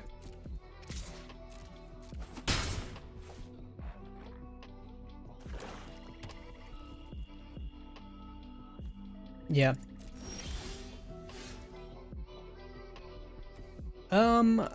We can't play this, so that's what we gotta do. Do we even want to mill 2 cards here? I don't think we do. We've already got Descend turned on for the 1 Descend card that we have, and I'd rather... It's looking like a grindy game. I'd rather not end up milling out, even though it's really unlikely. We do have something to deal with this, which is nice. If we ever draw another relevant card. Yeah, okay, sure.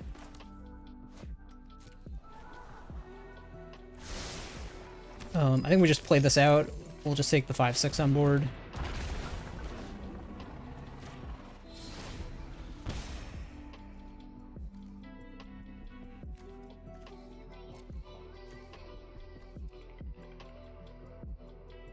Not permanent card in your graveyard with mana value less than or equal to the number of permanent cards. So he's got 2 permanents, so he can take either of those guys back out. In the graveyard. Oh, what's that? Each will the number of creatures you control that are fungi and or saplings.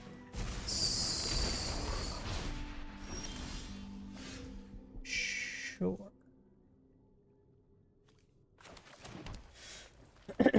Okay. At the beginning of your end step, create X black fungus creature tokens with or X the number of times you descended. Okay.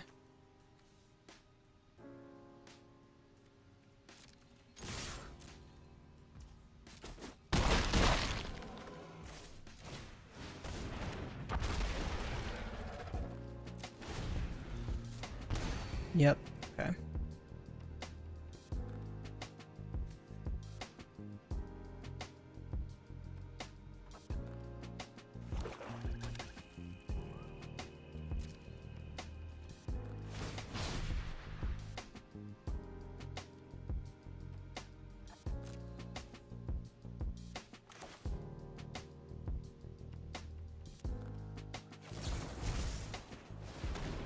Because it's got Death Touch. He doesn't have anything else to use his mana on. We get rid of that. Okay. Game? Sure.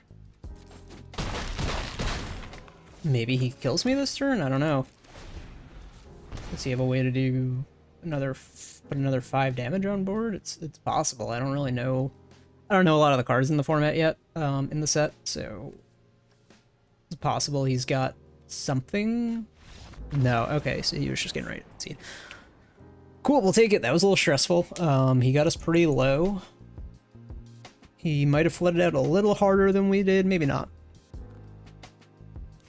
Okay. So we'll move on to game 2 here, or sorry, game 3 with this deck. We're 1-1 right now. First game was rough. Opponent just had exactly what they needed when they needed it. We were a little late on every card that we drew. It happens. Okay, so this is looking quite keepable. We ramp right into our pathfinding extra, assuming they don't deal with the frog.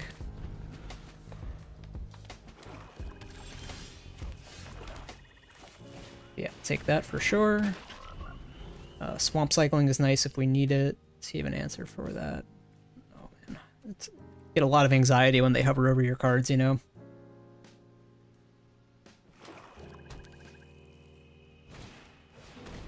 Sure.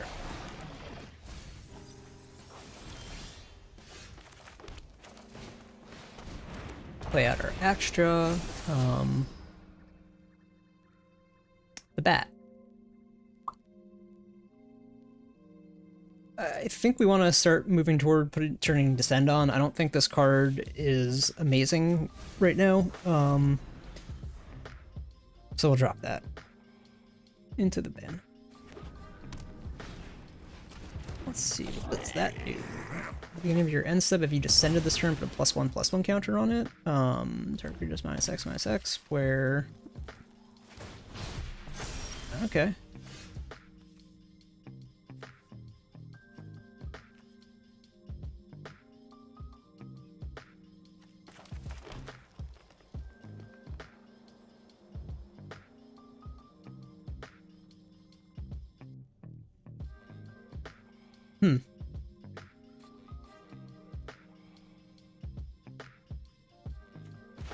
Yeah, I think we'll just deadweight this guy now, not have to worry about him killing something with it. And then we just play out the Mineshaft Spider.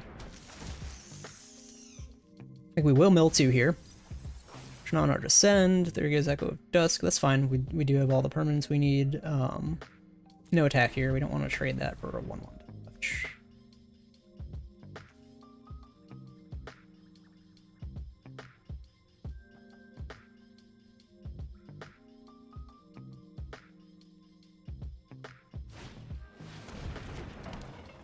Huh, okay.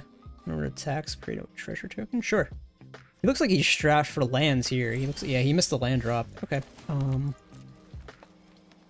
Swing here and we'll play our Spike Tail. Should have played the Spike Tail first, but that's okay. No? Okay.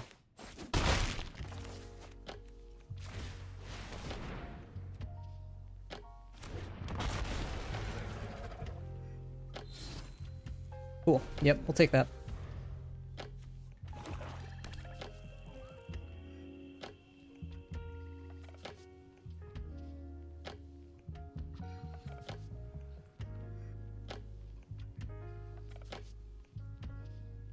Alright, opponent. Rarbuffin, what you got? Arts. Huh, okay.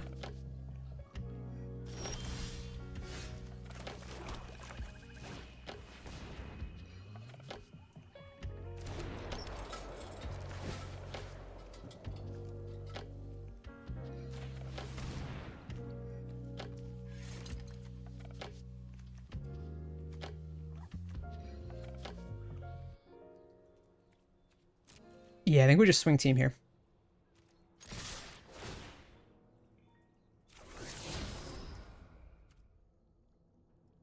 Because this guy can get Death Touch if we need it to. He's going to trade something. He's probably going to trade the 1/1 for 5/6. Which is good for him.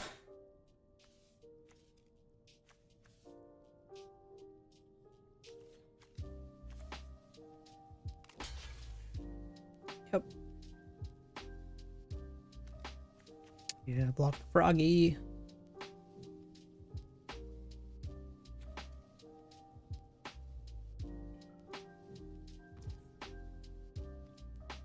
Wow, okay. Taking a lot of damage there. Sure.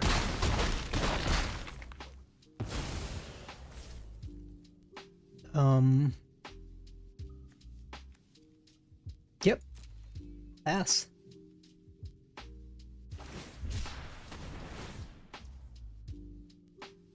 Ooh.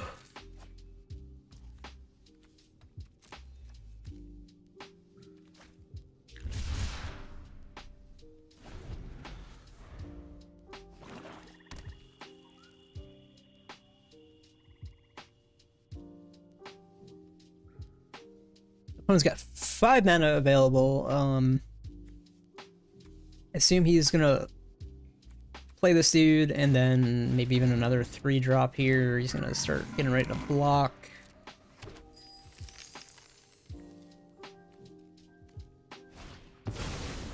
Ooh, what's that? Skeletons you control get +1/+7 of haste. Of course, 2/2 black skeleton pirate creature token. Okay.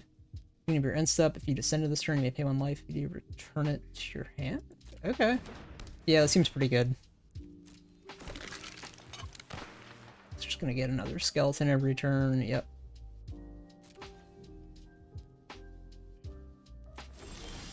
Oh, I guess he didn't descend? I thought he did. Okay. That's cool. We'll draw that and play it. 4, 5, 6, 7. Yeah.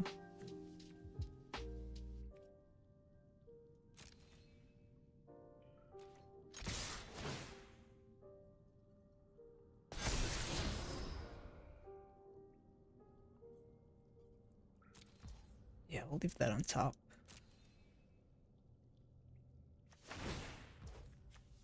Sure.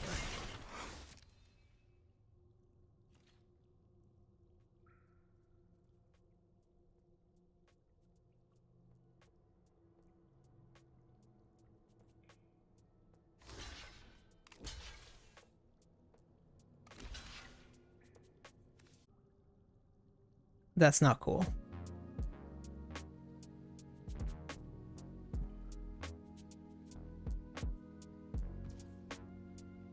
Please let us back in. Please, please, please.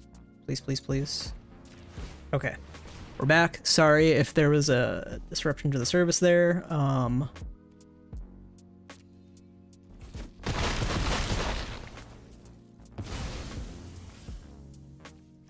Play out the capybara.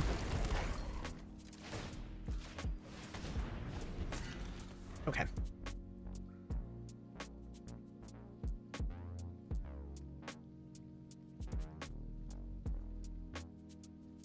Oh, we give one of these guys indestructible next turn too. That's pretty nice.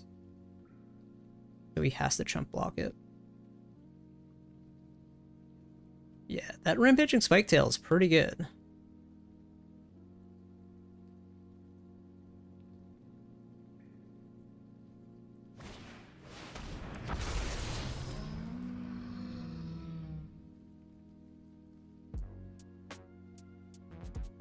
Okay.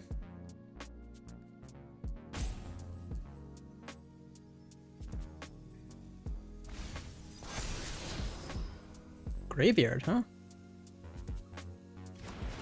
Interesting. Very interesting.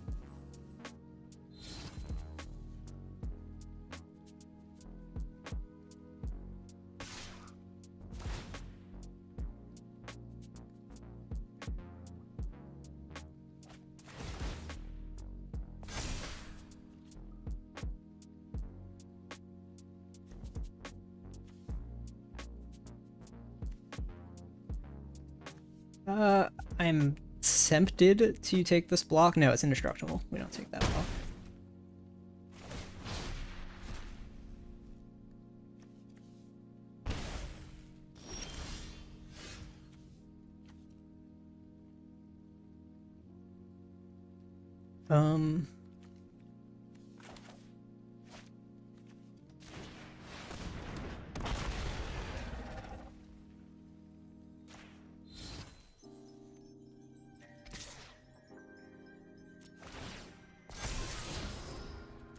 We do need to find Join the Dead, or whatever that removal spell is called.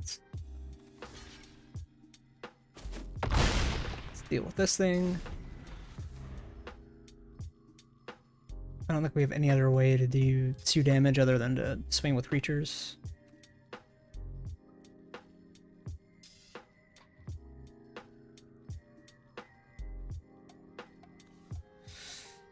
Hmm.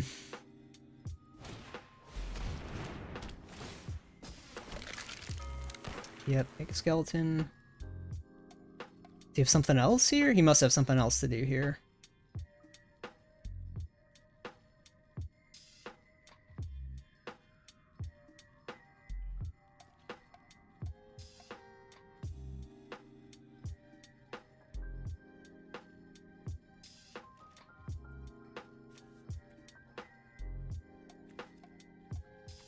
Yeah, opponent?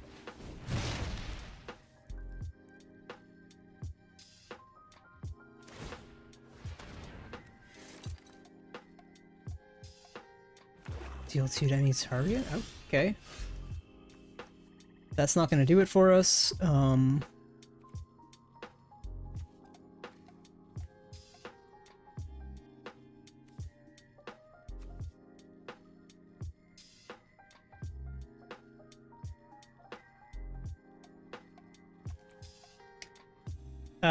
I don't think we have an attack here.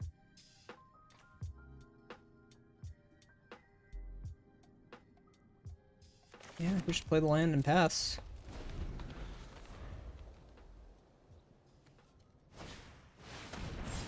Oh my god, are we dead? 7, 8, 9, 10? Yep, we're dead. Good game. Okay. That was unfortunate. Felt like it was going well until it wasn't. Alright, so we'll move on to game 4 here. 1-2, this deck is not doing as well as our first deck did. Not feeling great about this one. But yeah, maybe we'll still sneak by with a couple more wins before the end of the run. This is looking okay. We'll keep the death cap. We'll keep the sand because it's got a 2-drop to play that can block for us.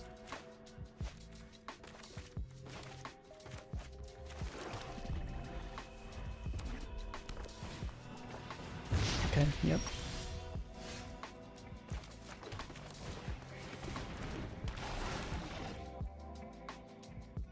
Sure, we'll mill 2 cards. I think that's fine.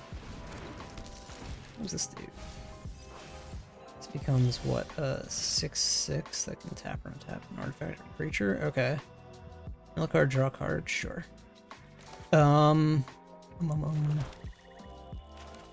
think we'll just start exploring here.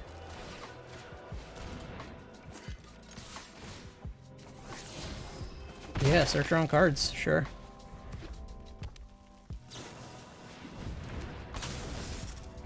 Yeah, change target. Yeah, sure.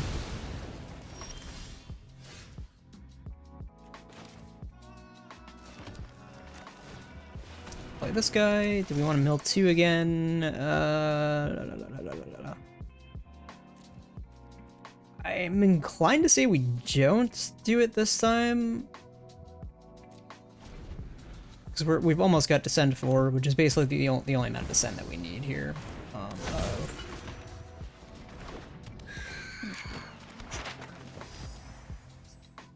Okay, that seems pretty good. Yep.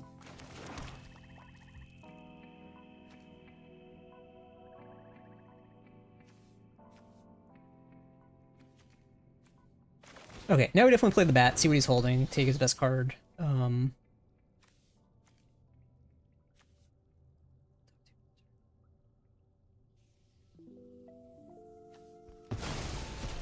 We'll take that.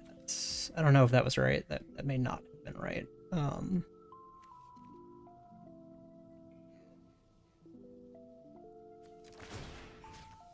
think we'll start exploring again.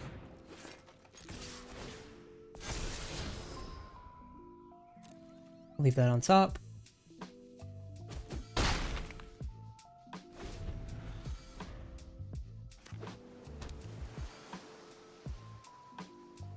Oh, I see what he's doing. Yep, so he's gonna start copying this thing every turn, deal 2 damage or something. Yeah, that's pretty solid. Okay.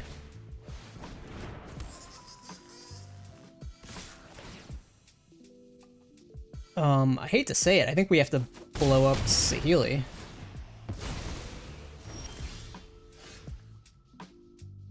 Yeah. Alright, well, let's see what he does here.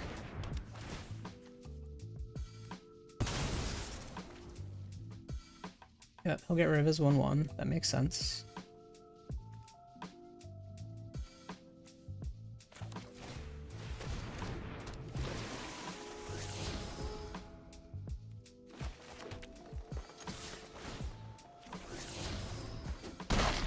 Okay, we'll get a bunch of lands. It's good, may as well get it out of the way.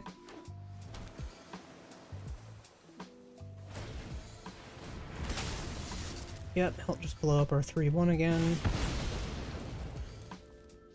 Yeah, it's tough dealing with people's bombs. Jeez. Like, I don't even think this guy's got a particularly good deck, but yeah, jeez.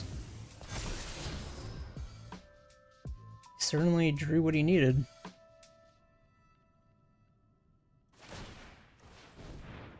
Yep.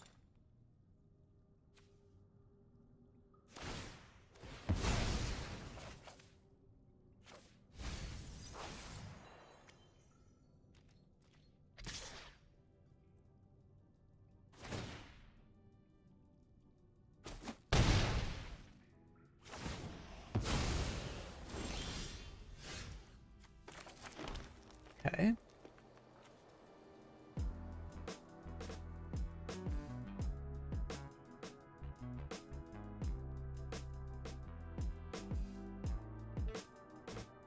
Am I just dead next turn? I don't think so. I think we have to play the creature out here.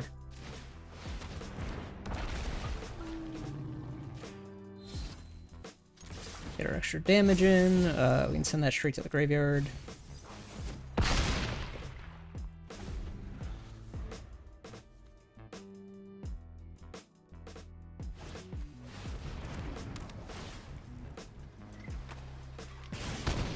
Yep, pretty good.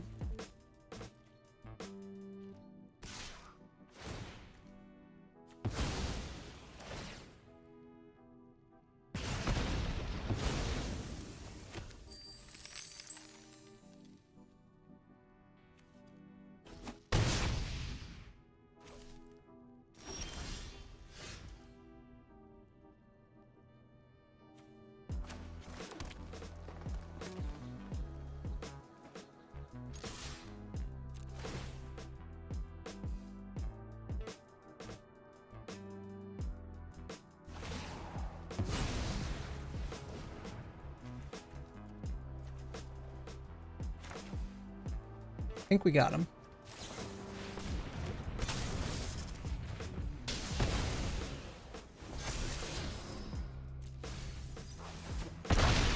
Close one though. Holy shit. This Saheeli is pretty good when you got the right artifacts to play with it, copy with it. Whew, okay. Close one. 2-2. We'll move right on to game 5 here.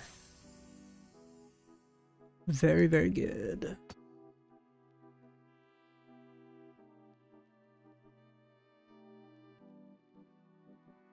Okay. I don't love it, but it's okay enough with a 2-3 and or even a 2-4 potentially. Had worse hands that I've kept, so we'll roll with this, see how it goes.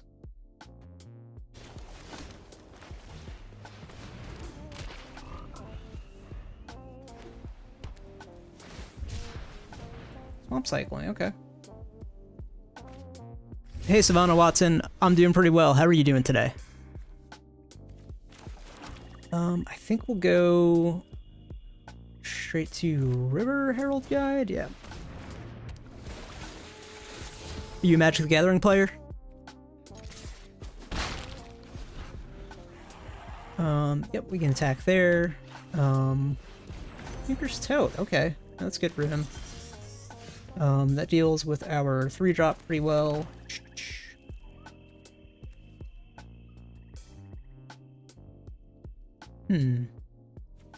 Yeah, I think we'll just put all the counters on the Herald Guide. Submit 1, put all 3 counters there, yep. And then we can just go to town with our 6-4 Vigilance guy. So he's gonna start chump blocking. That makes sense.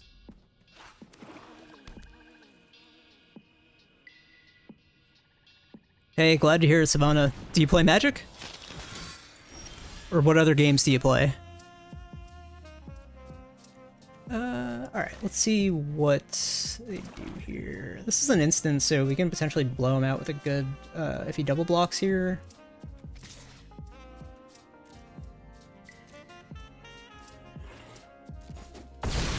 You know, so far so good. I think you're the first viewer to drop by. So maybe not that great, but you know, I've had worse streams probably.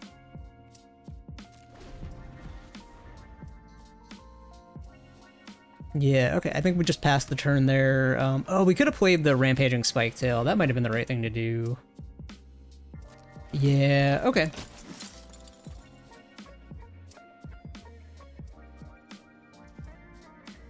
Let's see what he does here. Okay, now we can definitely,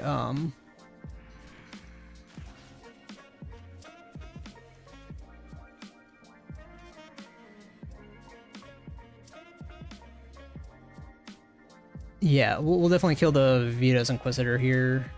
Does he have a trick? Nope, no tricks. Okay.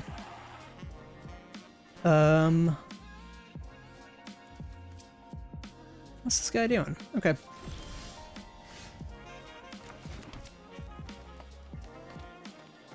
Now we can play the Spiketail. Probably should have played the Spiketail last turn. It was probably the better play, but whatever. You live and you learn. Attack with our 8-4 Vigilance, so chump block here, and now we're ready to play the Tithing Blade. Next turn.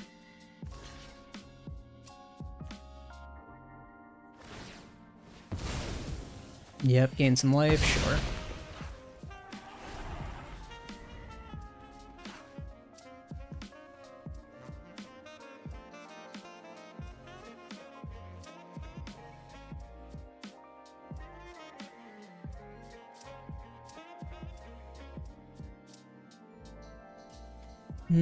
Exile a card, huh? Okay, well, we'll definitely get rid of this guy.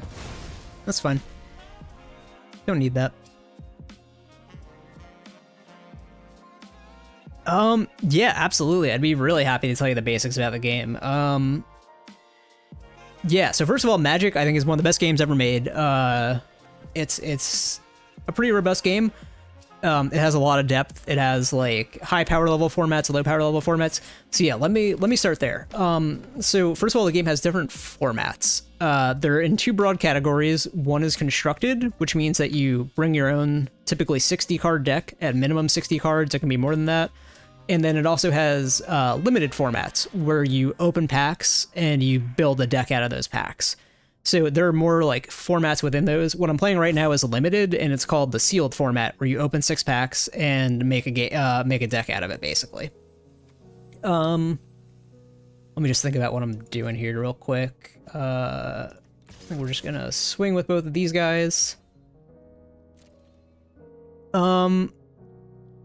This game, out of the games you mentioned, this would be, I don't know what Palia is, but this would be closest to Dota, but still not very similar to that. But yeah, the game has a ton of depth. So anyway, it's broken up into those formats. So the first thing you do is like pick what format you're playing, and you can play more than one, just not all at the same time. And then you so like for limited here, you know, I opened 6 packs, and then I made a deck with the cards from those 6 packs that I opened. So so that's the kind of gameplay that you're watching now. And this tends to be, I would say it's actually the more difficult of the types of formats between limited and constructed. Moving on, the game has like 5 colors that you can see here. You can only see 4 of them here: red, black, white, green, blue. If you look at this card that I've got selected here, if you look at the top right, that's the mana cost of a card. So you play these lands and you tap them to make mana. And then you use mana to pay for spells. Yeah, it's so yeah, those are the basics of the game. You know, players go back and forth taking turns, and then you know, one player on your turn you can attack. There are some ways to like get multiple turns in a row, but they tend to not show up frequently. So anyway, right now my opponent has no cards in hand, as you can see, and I'm down to one card in hand. So like this game is very close, I would say.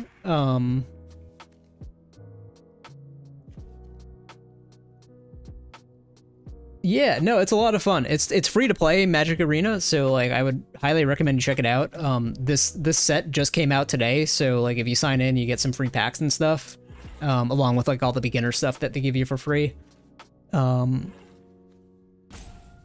let's see here. We get that back if he trades. So yeah, it's a game of resources. Yeah, highly recommend you try it. It's a really fun game. But yeah, it's all about like resource management. Like your cards are resources, the things that they create, like tokens and stuff, are resources. So it's very much about like knowing how your deck is going to win and understanding like what your opponent is doing, basically. So it's definitely the kind of game where like you learn as you go, and like it can feel overwhelming to get into at the start, but it's like a really fun game, and it's really rewarding once you learn a bit about it. So I want to exile a creature from graveyard. We'll pick this guy, and we get a big old artifact creature on the board. Okay. Yeah, like it is difficult to learn, but it's extremely rewarding. I really do think it's like one of the best games ever made. I don't play on paper anymore just because it's harder to find events where I live. I live in the middle of nowhere. So, you know, playing online on Arena has been really great for me. Oh, what's he doing? I think he's just dead here. Oh, no, that was good for him. Yep, okay, he's not just dead here. Yeah.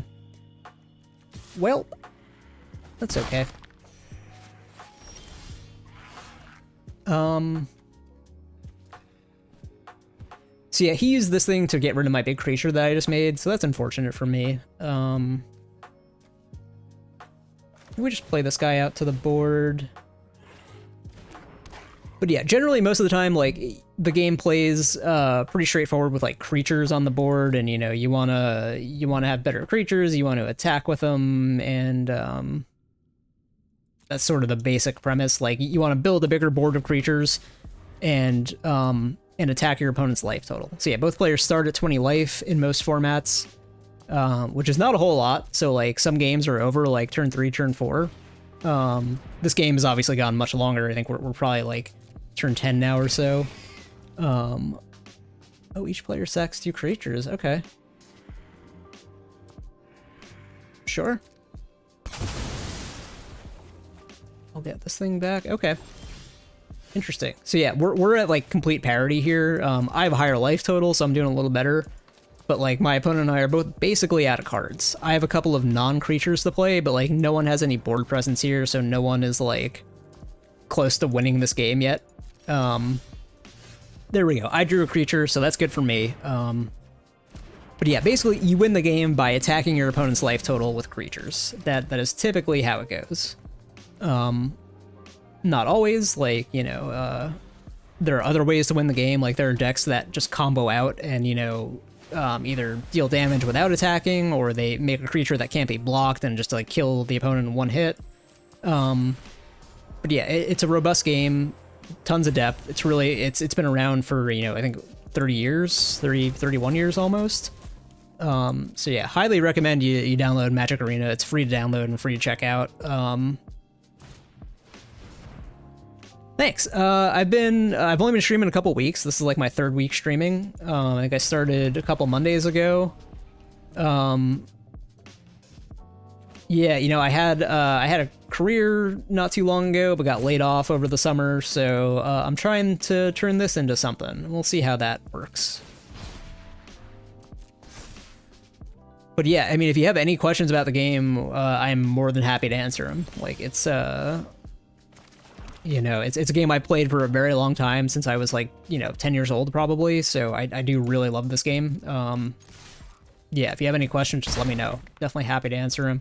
Otherwise, you know, I'll just generally be like annotating my gameplay here and explaining like my thought process.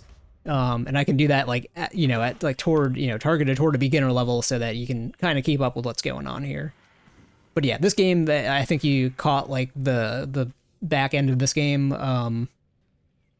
Not a whole lot is going on here because like we're basically at parity at this point. What's this guy doing? So he just made a. Oh, yeah. What did he do? I don't even know what he did actually. So yeah, this is a new set, so like I'm not super familiar with all the cards here.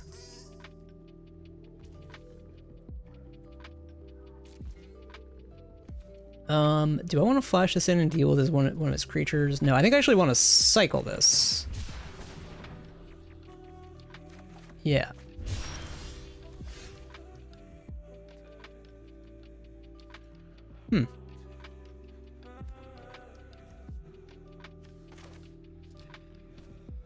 So I have enough mana available. Again, you tap your lands to make mana to pay for the cost of these cards. So this one forces him to sacrifice something. Let's see what he does here.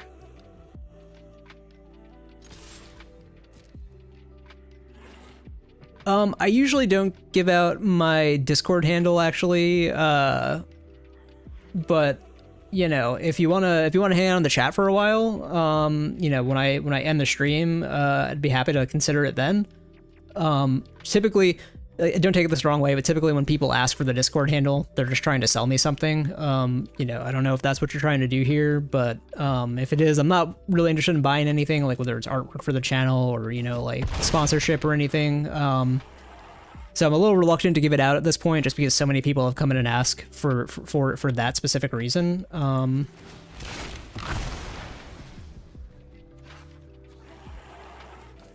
But yeah, if you want to like hang out and watch the stream and you seem like a human and not a bot, or you know, someone trying to sell me something, then like yeah, at the end of the stream, I'd be happy to tell you my Discord handle. Like if you're looking to actually get into Magic and learn how to play, then sure. So I think we're just gonna win on our upkeep because opponent went down to 1 life and this thing deals 1 damage to them, or it forces them to lose 1 life on my upkeep. So when they pass turn, unless they have a way to gain life, we're gonna win this one. Yep, that's not gonna gain life for them. So I think yeah, we just win it. So they just conceded. That's why they exploded there, and it's because they realized that I had this card that would force them to lose on my upkeep. So there we go. So the way this works is in sealed. You can see this says sealed deck over here, and I can show you the deck really quick. Basically on the left, you're seeing the whole pool of cards that I opened from my 6 packs, and on the right, you're seeing the deck list that I put together from it. So you can see it's in 2 colors. It's in black and green, and the 5 colors in the game are white, blue, black, red, and green, and then they're also colorless cards. Lands are colorless cards. They make mana again. Even the ones that make colored mana are colorless cards, which is a caveat. And then there are also cards like this, which are just artifacts that are colorless. Some artifacts do have colors, but all the ones you see here are colorless artifacts. So anyway, for sealed, yeah, it's a 40 card deck. So you can see like right now, basically on Magic Arena, you do like you can go up to 7 wins, whether you get 3 losses or however many wins, your run will end, whichever of those happens first, 7 wins or 3 losses. So right now I'm 3-2, which is okay. I'm gonna get if I were to lose the next game, I would end the run at 3-3, which means I get it shows you the prizes here, which in this case would be 1,200 gems and 3 packs. So when a new set comes out, I like to do sealed, because not only do you get to keep the cards from the 6 packs that you opened at the start, but then you also get 3 packs from it. And since I've won 3 games, I'm also getting 1,200 gems back. So to enter a sealed pool, it costs 2,000 gems. So if I pay 2,000 and then I get 1,200 back, like assuming I don't win another game, that means I've spent 800 gems for 9 packs, which is not great, but that's decent return on 800 gems, especially when a new set comes out and you just want to like get cards to build your collection, which is exactly what I want to do. And then once I've done a little bit of limited and sort of built up my collection with some of the new cards, I'll start playing Constructed, which is one of the, it contains a number of formats where you build a deck from the cards in your collection and play against other players who are also building cards, who are also building decks from the cards in their collection instead of opening packs and building a deck. So in this case, this is not a great hand. We have a 2-mana creature and we've got 4 lands, which is okay, but then we don't have anything to do for the next few turns. You can always mulligan, but you draw 1 less card. So mulligan means you put your hand back in your deck, shuffle it, and draw a new hand with 1 fewer cards. So typically, you don't want to mulligan unless your hand is like really, really bad. This one's basically playable, so we'll hang on to it. That was a pretty good draw. This is a 4-mana card. We probably don't play it on turn 4, but it's still okay. And we've got a 2-drop to at least like get a creature on board and either, you know, in this case, this one's not too threatening right now, but it's at least a decent blocker early in the game, so we can protect our life total if the opponent gets very aggressive. So let's see, are they going to remove it? Oh, okay, they're gonna... So they put an enchantment on it that makes it so that the creature can't attack or block or activate abilities, so that was a little preemptive. They probably should have saved that for a bigger creature that was more threatening, but we're happy to see them do that.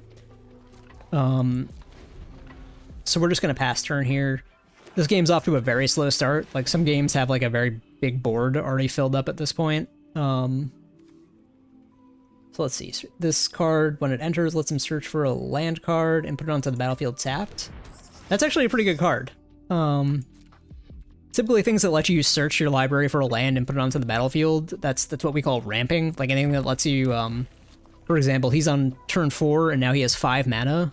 So that's called ramping when you get ahead of the curve like that. And that can be really powerful in some strategies. So in this case, we're gonna play out our Mineshaft Spider, which can block this pretty effectively, and mill a couple cards here. Okay.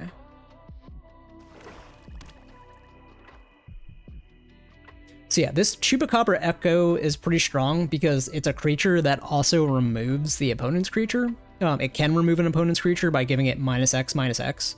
So in that case, this thing, right now I have 2 cards in graveyard, so when I play this, this card would get -2/-2, which means instead of being a 3/2, it would be a 1/0. And if a creature has its toughness reduced to 0, it dies, even if it's only for like the turn. So that's fine. He played a removal spell again to get rid of like a creature that probably he should have waited on. I think in this case we're gonna play out the Hoverstone Pilgrim, which is a really good blocker. It flies, it has a big butt with 5 toughness, and it's also got this effect called Ward too. So Ward makes it so the opponent, if they target it with anything, has to pay an additional 2 mana. Or else the spell is countered. Okay, so he's got a Planeswalker. This is a type of card that you usually don't see in limited formats like this, but it's pretty powerful. Like that, he's probably gonna win the game just off of that card because I don't really have a good way to deal with it. Again, it's a game about resources, and a Planeswalker basically gives you a ton of resources for its mana cost. They're extremely, extremely powerful in this format. So right now we just want to hold blockers, but yeah, he basically gets to make a 3/2 creature every turn, which is pretty strong. In addition to that, whenever he can do other things with it if he wants to or needs to, but yeah, that's pretty good for him. I think we actually do just need to start attacking with it, so I think we'll play out our dinosaur here. Give this guy +2/+0 since he flies, and then attack the Planeswalker. Because now he's going to make another 3/2 with it next turn, and then we'll be able to kill it next the following turn, probably, hopefully. So yeah, so that's the ward kicking in. So he targeted it, and now he's going to have to. Well, yeah, that's good for him. Now I don't really have a way to attack this again, so that's unfortunate for me.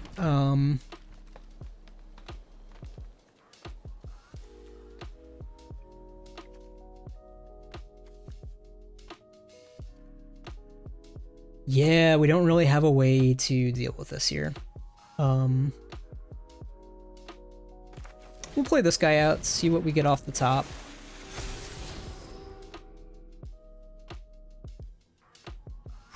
So I think we will keep that card on top. No reason not to, really. The big question is, do we want to use this yet?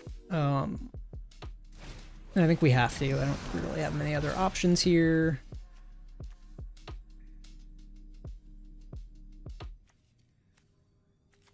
I want to say we just get rid of this guy because he can block. He can double block anyway. And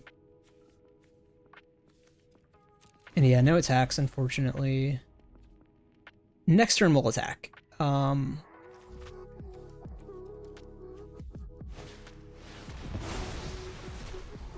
That's pretty good for him. Yep.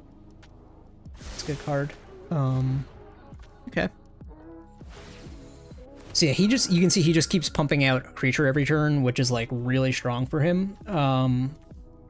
Eventually he's just gonna overwhelm me with these creatures, basically.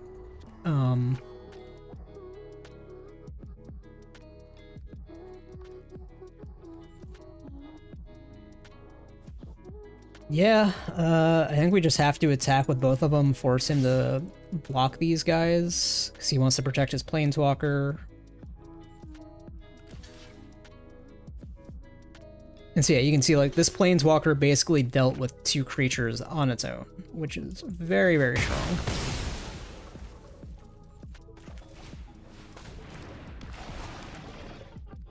We're not going to mill here, we'll just pass the turn.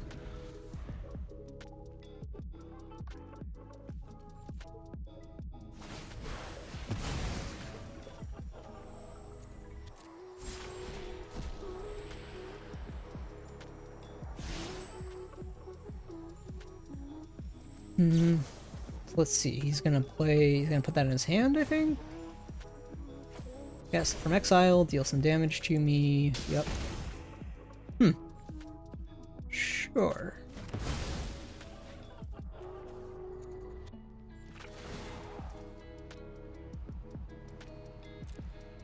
Yep. Okay. See, unfortunately, we're just gonna lose this planeswalker because we needed a way to deal with it sooner than this. That's what happens in Limited sometimes. The opponent just has a really good card that you can't deal with, and that's that.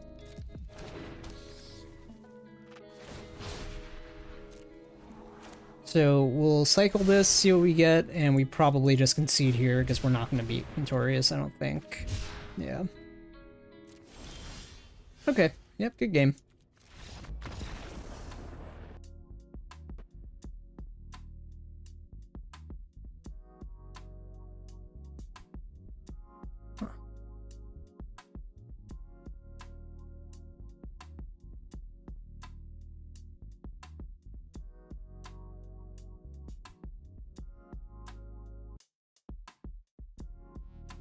Okay, so someone hit me up on Discord trying to sell me some artwork again. This is a pretty common thing lately. Yeah, let's collect our packs here. I think we'll go ahead. We're not going to open these yet. Never mind. I think we're going to switch over to some standard. One thing I like to do is when a new set comes out, people are testing out funny decks. And we can just play a really good aggressive deck and stomp them and get some easy wins. So this is a good time to be ranking up. So we'll see how this goes. I'm going to play some mono whites on the ladder.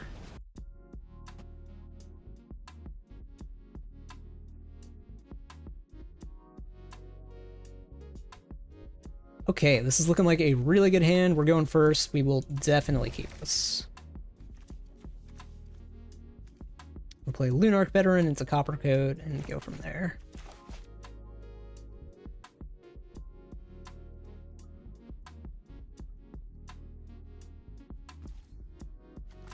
Hopefully we get our 3rd land on time. Let's see what happens. If we do, we get to Knight Errant on 3, which is pretty good. It's mono red. That's looking good for us. We really like this hand against mono red. We got our third land. Yeah, this is looking fantastic. We will attack with the Lunark. We never really want to block with this guy just because he gains so much life just by being on board, basically. He's gonna... Oh, he made a treasure token. Interesting.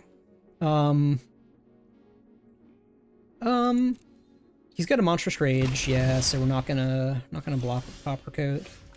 That's a-okay. Play out a creature.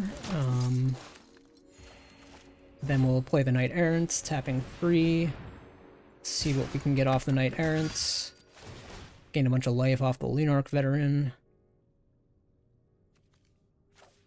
So we'll take Lunark Veteran, probably Thalia, since she's a great blocker here.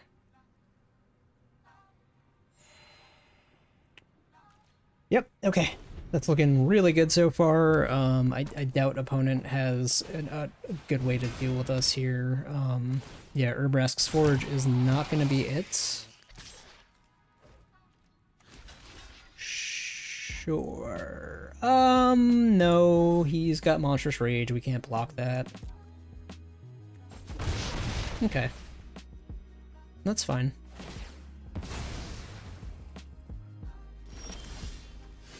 So that's looking really good. We're going to gain a ton of life this turn.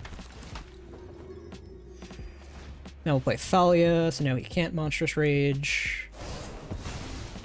Yep. Sure. Opponent is on the defensive. They never really want to be on the defensive.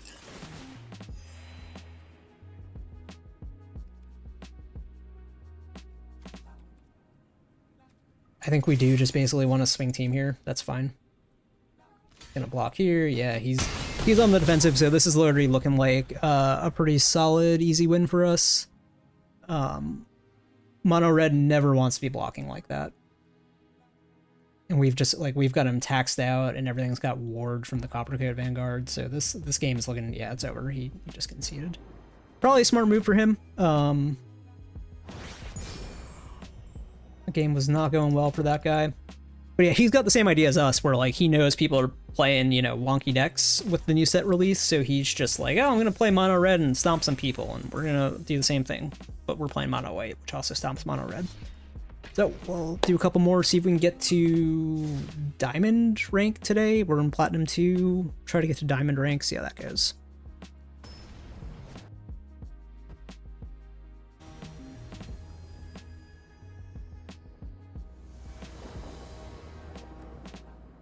Okay, this is looking like another very capable hand. We got a 1-2-3 curve. We got our lands to play everything. So yeah, we'll try this out, see how it goes. It's not quite as good of a hand as we had last time, but that's okay. We had a really good hand last time, especially for that matchup particularly. He's got cut down. Yep, good for him. Like Thalia. Thalia is a better 2-drop than the Intrepid Adversary, so that's really solid. See what he plays here. Maybe he's Esper. Yep, he's Esper. Okay. I think we'll just play out a Cathar, because we have a backup Cathar here. He might have had it make disappear, but we taxed him out of it with Thalia. Got Lord Skitter. Okay.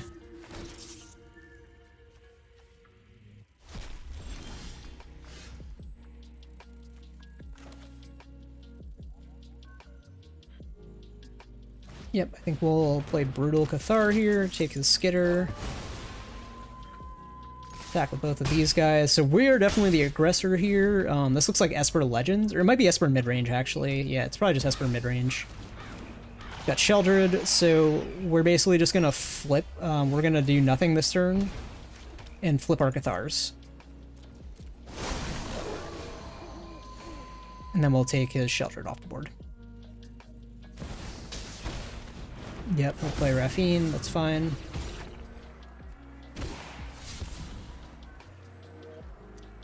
That was aggressive. He wanted to gain the life, I guess. Yeah, probably a smart move.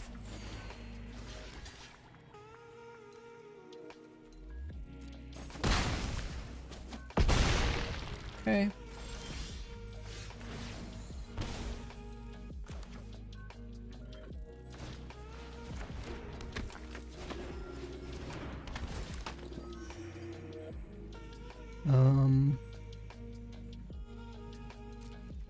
Attack with both of these guys. He shouldn't have any profitable blocks here.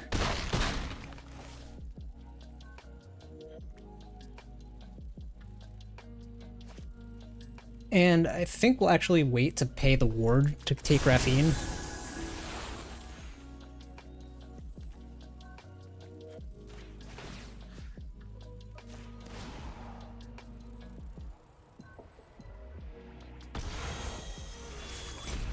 So unless he's got like airtie or something, which he might have, this is looking pretty okay. I guess he is Legends? No, I don't know what he's playing, honestly. He's either Legends or mid-range, and it's hard to say which one he is at this point.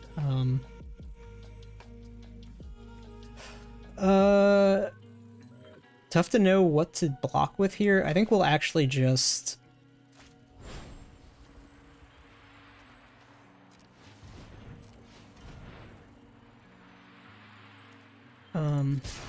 no, we'll play out Intrepid Adversary here. And then we'll play out Knight Errant.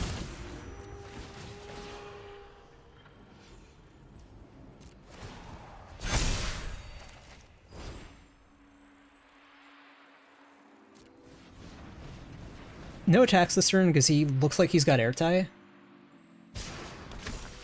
And he's just gonna get sheltered back on board, and eat our attacker. So yeah, we'll take Brutal Cathar and Recruitment Officer here, I think. And there's no attacks, because I don't know what he's doing here. He's got something that we don't want to play into. Yeah, Wandering Emperor. Okay. Yep, so he's gonna get his Sheldred back. That's understandable. Yeah, that's what I would do too. He's gonna lose a life in the process. Gain 2 on his draw. Oh no, we get to take that. Sure. So yeah, Brutal Cathar is really good when you can flip it like that. Just over and over again. Yeah, we like the deck played itself there. I don't know how many of those games were, I don't know how many of those decisions were on me and how many of those were just, you know, like, yeah, that was the obvious thing to do. Let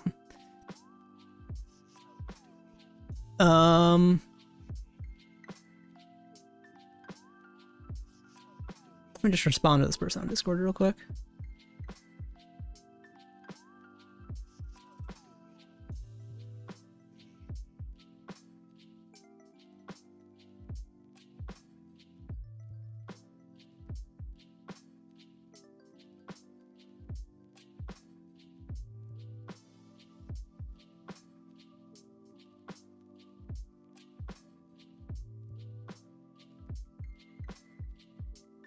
Okay, yeah, people just trying to sell me stuff on Discord. I guess that's what you deal with as a new streamer. But I'm not looking to buy anything, so unfortunately they're going to be disappointed.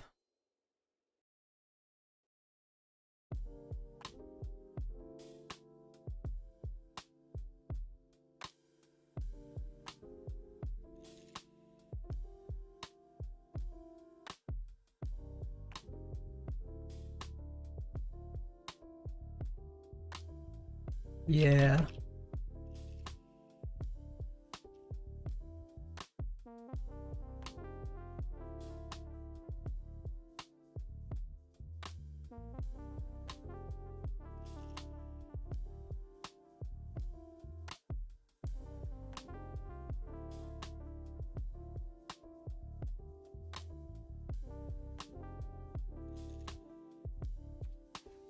Okay. I'm gonna play a few more games. I think we'll probably just call it the stream here. It doesn't look like we're getting a whole lot of viewership.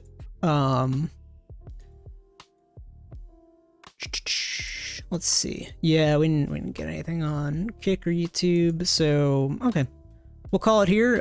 Thanks for tuning in. Hope y'all enjoyed the show. Hope you're enjoying Lost Caverns of Ixalan. Might be streaming this again some more this week. We'll see how we're feeling. All right, thanks for tuning in, and take care.